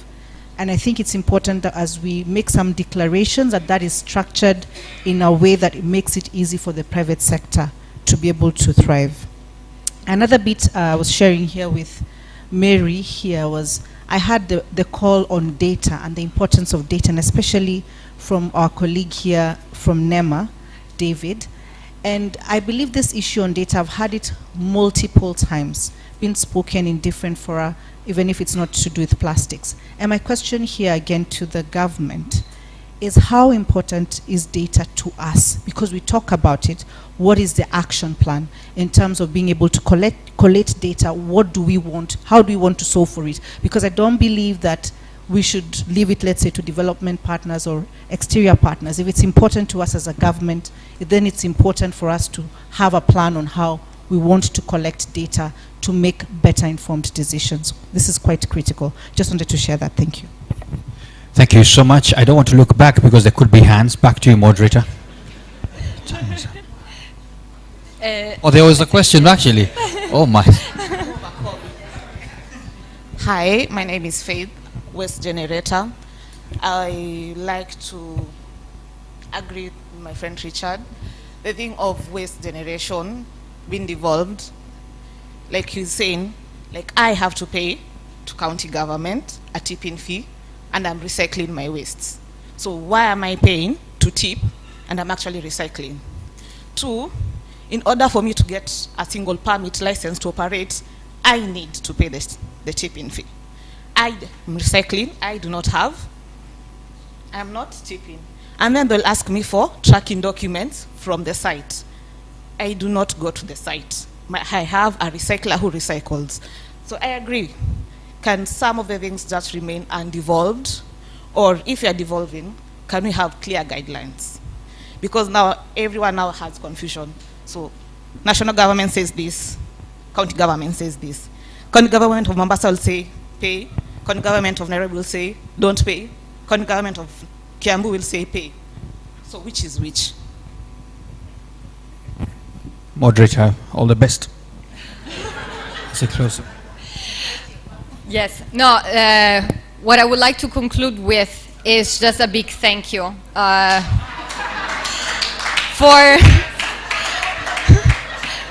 for the honest and transparent conversation, because this is what actually NPAP is about, is coordination and talking and bringing people together and different voices together. Because what I really loved is the exchange, again, the transparent conversation and the reassurance, because we do have answers within each other. So what is important is to talk and to agree and find the middle ground. With that, back to our moderator. Thank you so much, Margarita. I appreciate her. Thank you so much.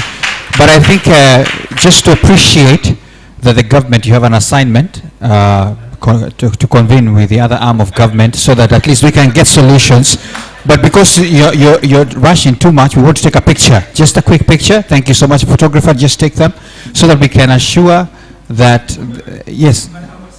What is the suggestion? Yes, yes. I think there's something I'm hearing which appears to be a barrier. And I'm talking to my brother from NEMA. The issue of the double taxation is a reality now. And it's been over for quite a while. I think it's time maybe at the level of the coordination that we need to pick it up. At that coordination level, we need to bring the two sides and start talking. That this is a barrier, maybe one of us should now consider dropping and retain it as just a single cost at one part. Because I think it's been there for quite a while. I've had over this matter for quite a while. So maybe we will undertake, if the coordination part is active and sound, then maybe this will be the first item that we need to take it on the table. Thank you so much for that. Now we can kindly take a picture. Just step forward a little bit for the photographer to be able to see you nicely. And sir, once you take, there are people behind you who also want to take, so that we can have that moment. Deputy Governor, I want you to be in there because you have said you're going to partake to coordinate together, so that now this will be the photo will frame as the coordination. Yeah, before the Secretary General goes to the Constitutional Court for interpretation, if you don't work. Thank you so much. So Richard, you can use that photo as evidence in court that you have tried to tell them so that things can work. But thank you so much. Asante Sana, you may take your seats. Thank you. Let's appreciate my panelists for that. Ladies and gentlemen, I want to negotiate just for 6 minutes so that at least, just 6 minutes, so that at least I can have my final closings from my three speakers. Kerry Max, Deputy Director, Partnering for Climate, Environment and Climate Partnerships, Global Affairs Canada, Government of Canada. Please come over here so that at least you can help us in the wrapping up. A round of applause, please. Thank you. Yeah? Thank you for giving Canada this opportunity to speak at this event. Deputy Governor Mombasa Francis Toya, Clément Schmidt, Director of Global Plastic Action Partnership, and other honorable panelists and representatives from government, business, civil society, academia, development partners, investors, and innovators. I am really encouraged by the remarks and perspectives that have been shared this evening. They are indicative of the innovative spirit, commitment, and ambition that is at the heart of the NPAP and of the challenges that lie ahead. But let me take a moment to appreciate the contribution of GPAP as the mothership. Canada is proud to support the Global Plastic Action Partnership as a long-standing partner and contributor. As part of this support, Canada has helped strengthen GPAP's work on the links between plastic pollution, biodiversity, and ecosystem health, recognizing that healthy oceans, lakes, rivers, and natural ecosystems are essential to both environmental sustainability and economic well-being. This connection is particularly relevant as we gather here during the first ever Our Ocean Conference in Africa and reflect on the importance of protecting and strengthening marine and coastal ecosystems and livelihoods. GPAP has demonstrated the value of country-led multi-stakeholder partnerships in helping governments, businesses, and communities move from ambition to action. By bringing together diverse stakeholders around shared priorities, evidence-based decision-making, and practical implementation pathways, GPAP helps create the conditions necessary to accelerate progress towards circular economy solutions that deliver environmental, social, and economic benefits. This is a recurring theme throughout the Our Ocean Conference, where there has been major emphasis on the importance of investing in a sustainable blue economy to protect our oceans, including from marine plastic litter now and into the future. As the Cabinet Secretary mentioned, Most ocean plastics that are washing up on the shore do not come from Kenya. So we all have a role to play. Canada has a long record of taking action to address plastics pollution both internationally and domestically. During our 2018 G7 presidency, we launched the Oceans Plastic Charter and a $100 million Marine Litter Mitigation Fund. And through this, we supported GPAP to pilot circular economy approaches to reduce plastic pollution in Ghana, Indonesia, and Vietnam. Canada has also provided an additional $10 million to GPAP through our International Biodiversity Program to support integrated solutions for addressing both plastic waste and biodiversity loss. This has enabled GPAP to include support for biodiversity assessments in 9 country-led NPAPs in Africa, Asia, and Latin America. We're making similar efforts back in Canada. Here too, we've taken ambitious action through comprehensive zero plastic waste agenda, which includes measures to address abandoned, lost, or discarded fishing gear, also known as ghost gear. This and other work reflects our broader commitments to building climate resilience in marine industries and protecting ocean ecosystems for future generations in Canada and across the globe. And we will strive to build on this message when Canada hosts the 12th Our Ocean Conference in Halifax next spring. As we've heard this evening, GPAP and UNDP continue to play an important role at both national and international levels, convening actors to the table, including governments, industry, the finance sector, and I would argue most importantly, and I think as we're seeing tonight, communities, to identify practical and long-lasting solutions to tackling plastic pollution and the barriers they face in doing so. This collaborative model is key to the success we are seeing through national plastic action partnerships. As the international community works to towards a global treaty on plastic pollution, these NPAPs will be pivotal to turning commitments into action and helping to end plastic pollution.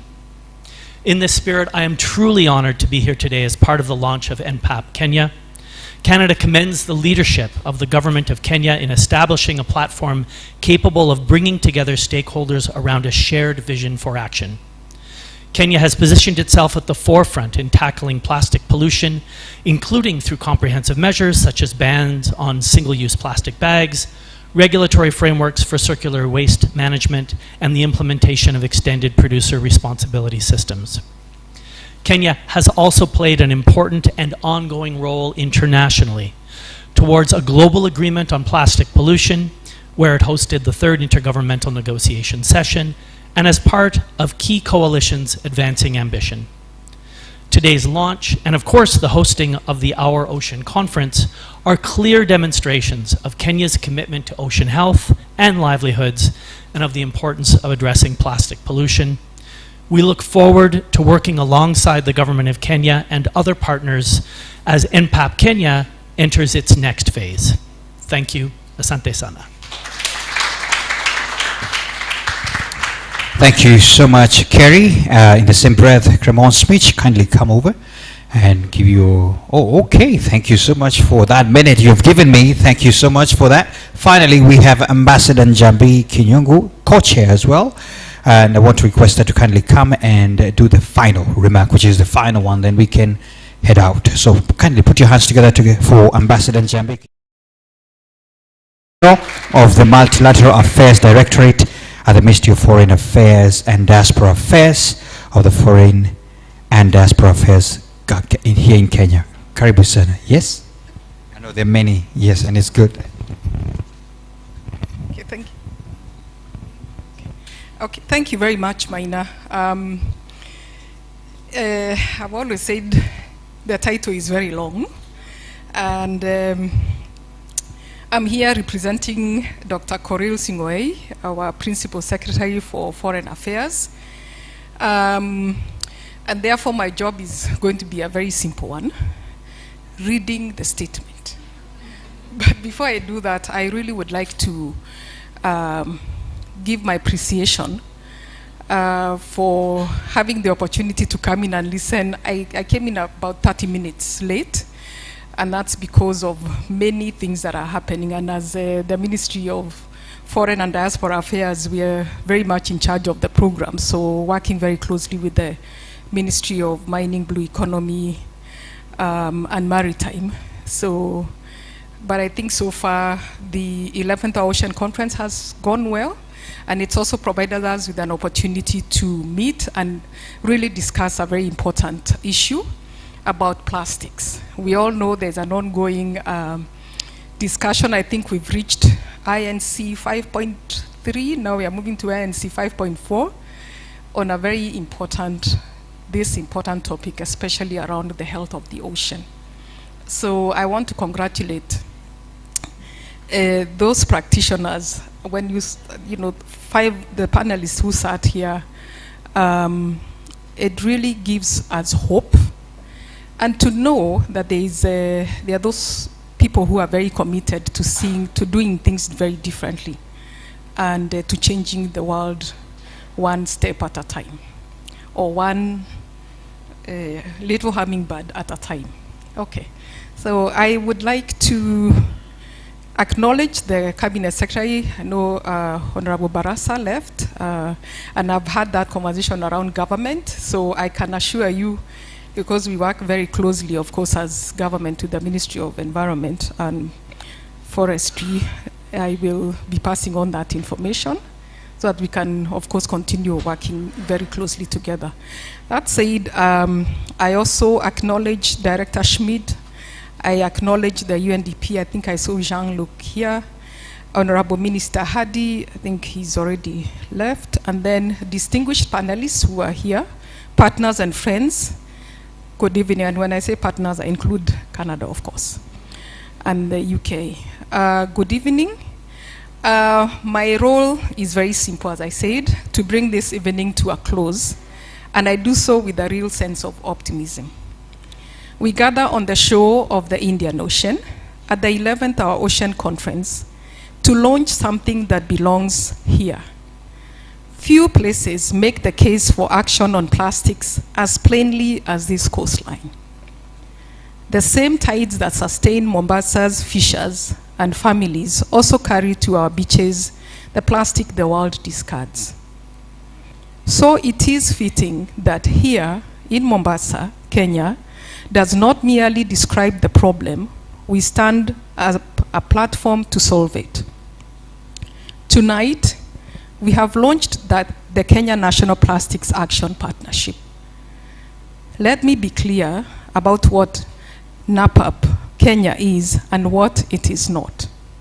It is not a project, and it is not another report destined for the shelf. It is a national platform owned by Kenya, connected to the world through the World Economic Forum's Global Plastic Action Partnership, and built to turn ambition into coordinated, measurable action. The conversation we have just had made the through line clear. We are not treating plastics as an environmental footnote. We are treating circularity as a development pathway, one that builds local industries, creates jobs for our youth and women, and strengthens Kenya's competitiveness in the green value chains that increasingly define global trade. That is what we mean by green industrialization, sustainability and growth moving together, not in tension. And we have been reminded that the only transition worth pursuing is a just one that brings along the waste workers, the informal collectors, the small businesses, and coastal communities whose livelihoods are bound up with how we handle plastics. A platform that forgets them is not a solution. Kenya comes to this work not as a petitioner, but as a partner. We have a record from our leadership in single-use plastics to our role in regional harmonization through the East African community, to our voice in the global plastics negotiations. Through NPAP, we intend to keep helping to shape the agenda so that African realities and African opportunities are reflected in the solutions the world adopts. None of this happens alone. On behalf of the Ministry of Foreign and Diaspora Affairs, allow me to thank the World Economic Forum and Director Clemens Schmid and the GPAP team, UNDP Kenya, who carried the secretariat, our donor partners, the United Kingdom and Canada, for backing this journey. The Cabinet Secretary and our colleagues across government and our partners in the private sector and civil society. Your presence tonight is itself a statement of intent. The launch today of the Kenya National Plastics Action Partnership is the beginning, not the destination. The work now turns to delivery, to a national plastics action roadmap that is locally owned, globally informed, and economically transformative, to investment that flows, and to results our communities can see and feel. So let me leave you with an invitation, not a conclusion. Let us make Kenya the place where global commitments are shaped and where national solutions are scaled. Prove that the fight against plastic pollution can be credible, investable, and good for our people. I thank you, asanteni sana, and please enjoy the evening. Thank you very much. Thank you so much, Ambassador, for those remarks. I must appreciate that the remarks as well, coming from government, were short. Thank you so much. Asante sana. Ladies and gentlemen, I think I only have 3 more speeches to go, then we close. No, that was a joke. That's a joke. We're done. And as we have had, our nations, our oceans cannot wait. Neither should our actions wait as well. Thank you so much for the nice evening. Sorry we exited by a little minutes, but you understand the questions. When the government started talking government, we had to allow, because government is government. But hey, we still have some snacks as you on your way out, so feel free to indulge in a sustainable manner, because we cannot waste. Thank you so much. Have a good night.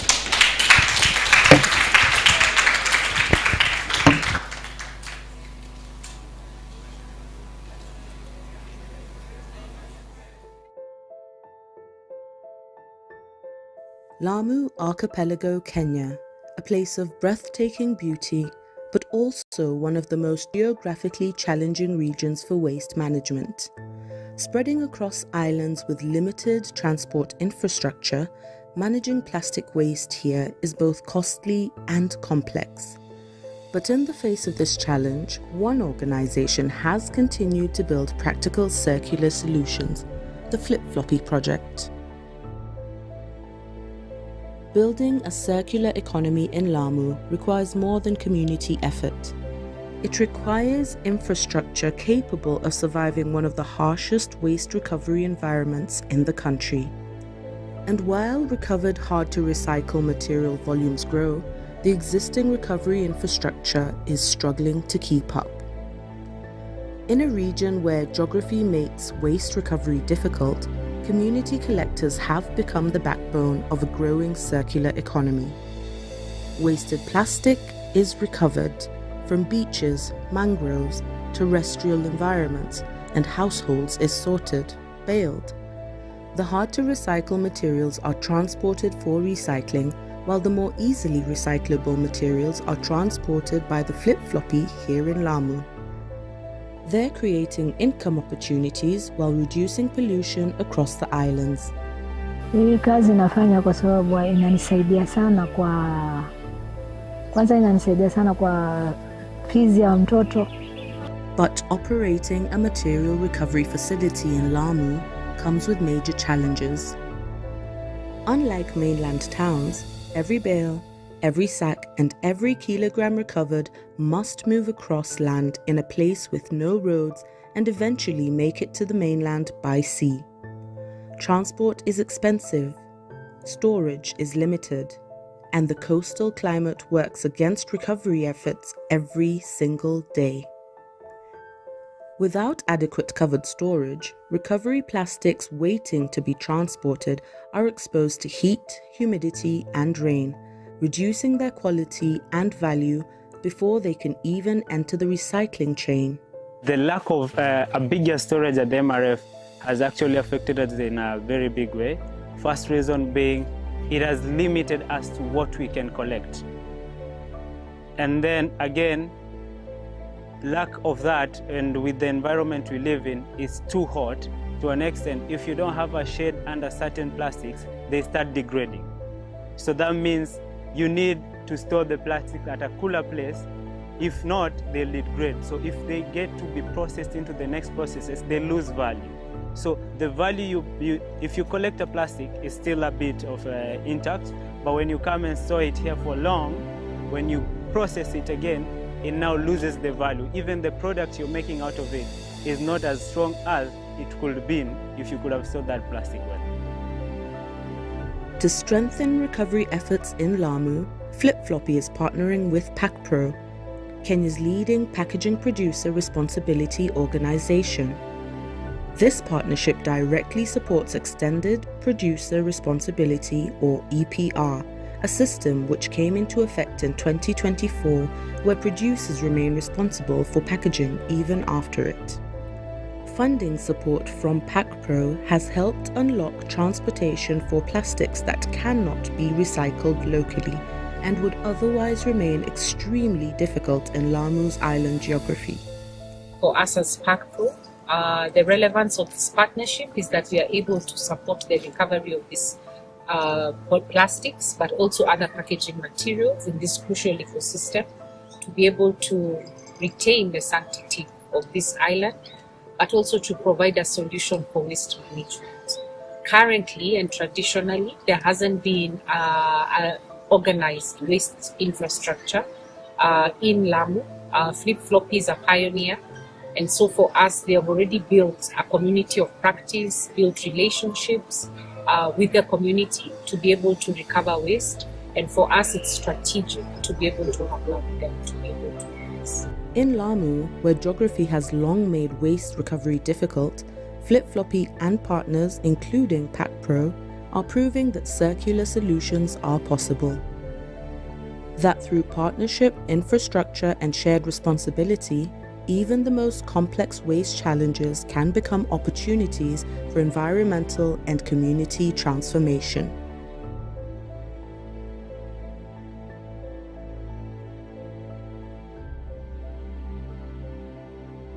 I'm a waste picker and I'm a reform drug addict, which I was in drugs for 17 years, but by the grace of God, I came out of it and I started being an entrepreneur, but not a beneficiary of circular economy.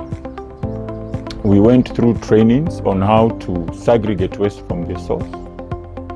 And the training that we got through Taka ni Mali has shaped our destiny, and even our minds are already full to make sure that we accomplish our livelihood in newness of heart and understanding that Taka ni Mali. Everything that we do right now reflects on livelihood, because waste was being taken easily as if it's just another shameless job without professionals. But right now we have professionals. We are formalized by the government, and we are moving forward because of Taka ni Mali. So I'm grateful for Taka ni Mali for what they stand for and what they believe. And they believe that we are not beneficiaries, but we are entrepreneurs. That's a mindset in the first thought in this life. I want to reiterate this, that on the ground level, we have so many brothers and sisters who are suffering from addiction. And the platform we got through Taka ni Mali has shaped those destinies, because you find out that the opportunity for them being entrepreneurs but not beneficiaries of things or being used as tools for others. So we are grateful for that. And so far, we have the community-based organizations who have a very nice forum. We call it a EcoSort community, that we move forward as enterprises, but not as beneficiaries. So on this International Day of Environment, I want to celebrate Takataka ni Mali, and I want to celebrate each and every entrepreneur in the CBN waste chain, that it is possible from addiction to circular economy empowerment. It is possible and it can be done. Takataka ni Mali.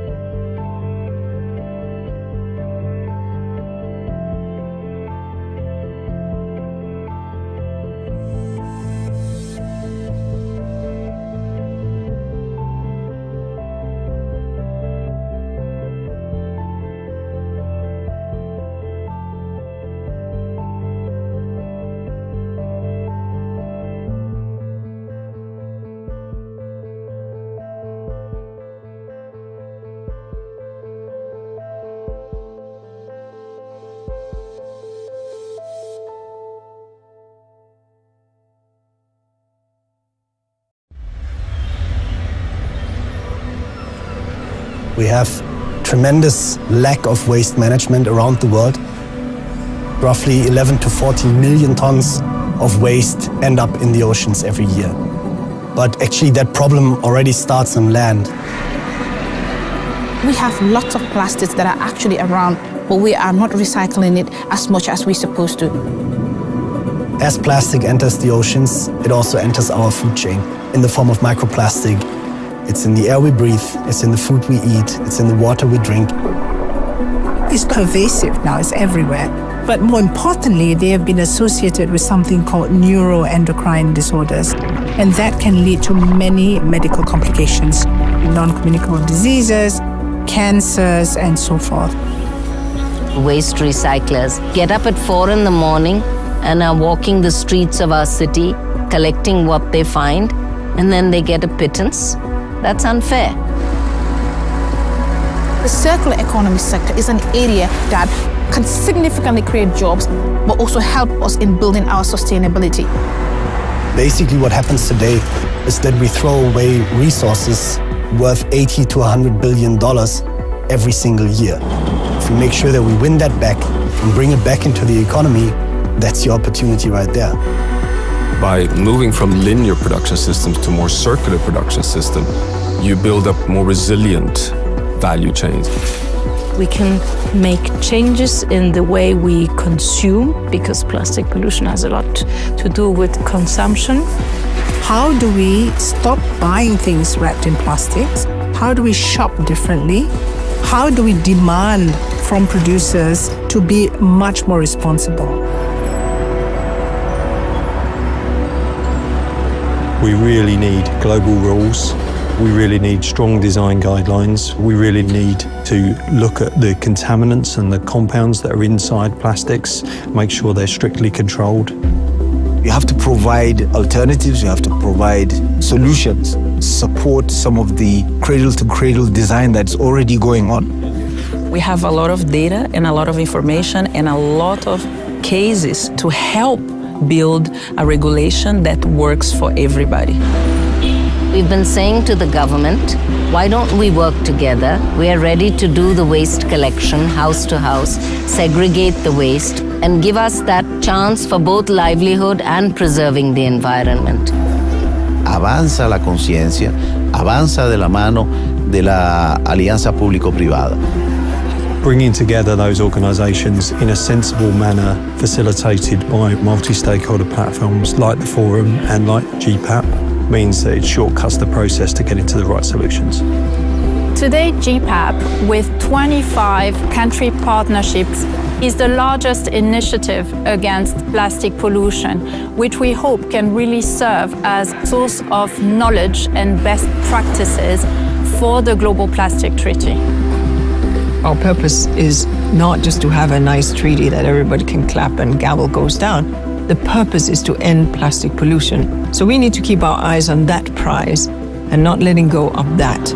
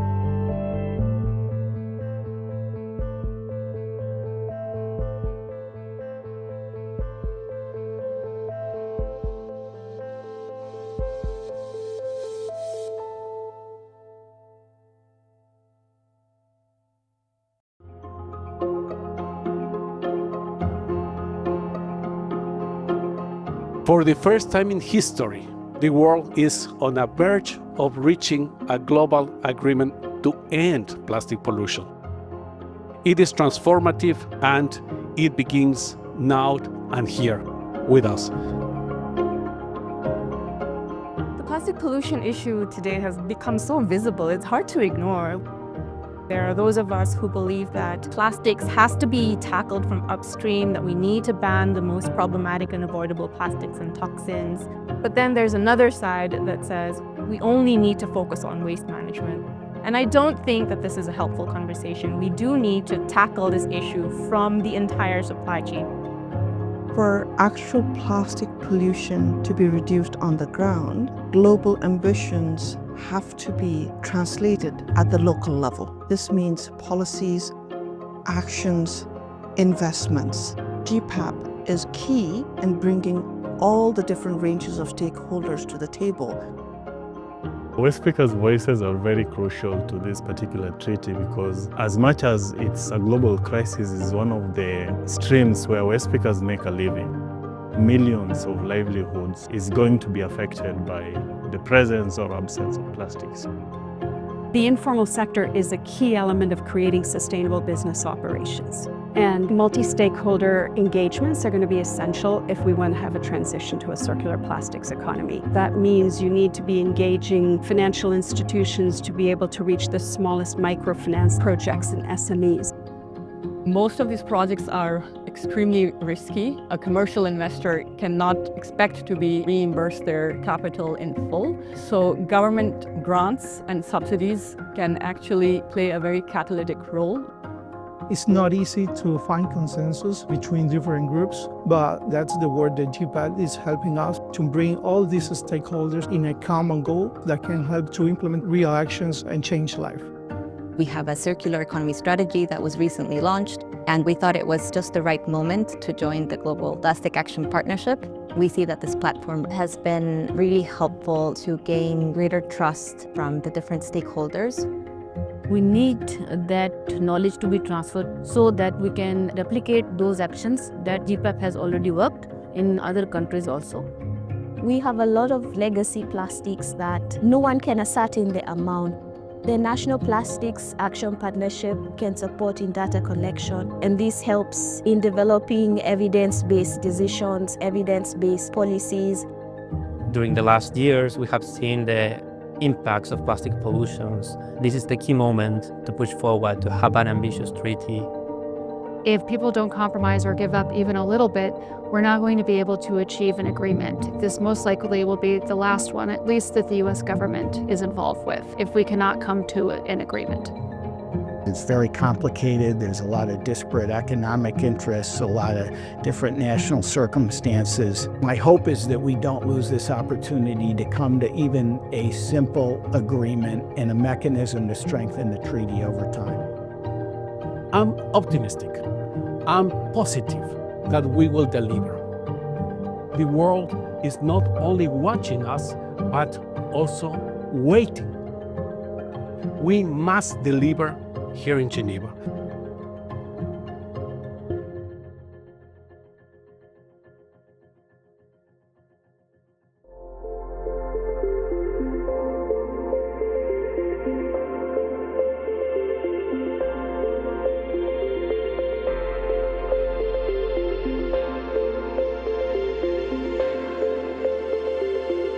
We're here in Jakarta, Indonesia today, where everything started back in 2019 with the very first National Plastic Action Partnership. Today we're bringing 8 of our National Plastic Action Partnership together, all of the region, to exchange challenges, but also identify common solutions and celebrate successes. When the Global Plastic Action Partnership started in 2018, it started with a vision of a world free of plastic pollution and a world where people thrive. They thrive through a transition to a circular economy for plastics with opportunities for everyone. In 2025, we became the largest partnership focusing on the plastic action agenda. We now cover 25 countries in Latin America, Africa, and Asia, and we are supporting each of these countries with their transition to become free of plastic pollution. Now that we reach this number, we need to start thinking on the coordination across those countries and their regions, because we know that plastic pollution has no borders. So we need to activate an agenda that goes beyond borders and really brings the whole region to tackle their plastic pollution issue. This is the first time that the Asia National Plastic Action Partnership managers come together at this scale. It has been great to see them co-designing and owning the workshops since the very beginning, where they also propose the thematic areas to touch upon the topics where they want to learn more about. Immediately, I saw them connecting, exchanging ideas, challenges, and solutions to everything from fundraising, communication, private sector engagement, government engagement, up to turning roadmap commitments into actions. This isn't just a meeting, it's a milestone for Asia. We are proud to host this meeting in Indonesia. The energy, expertise, and experience we brought here to this meeting prove how much we can achieve if we work together. GPAP helps us turn national ambition into more coordinated action. Venues like this workshop today, really helps us to learn from each other, helps us not repeat any mistakes that have been done in the past, and also to help gather our minds together and advocate for a stronger policy at the global level. Being part of such a regional gathering is an amazing opportunity to connect with fellow NPAP secretariats, to think about the new avenues of collaborations, and also to share what we have been going through in each of our country in terms of challenges, in terms of opportunities, in terms of collaborations, and how these collaborations can go beyond the borders and translate from the local to the national, and from the national to the regional, and then to the global level.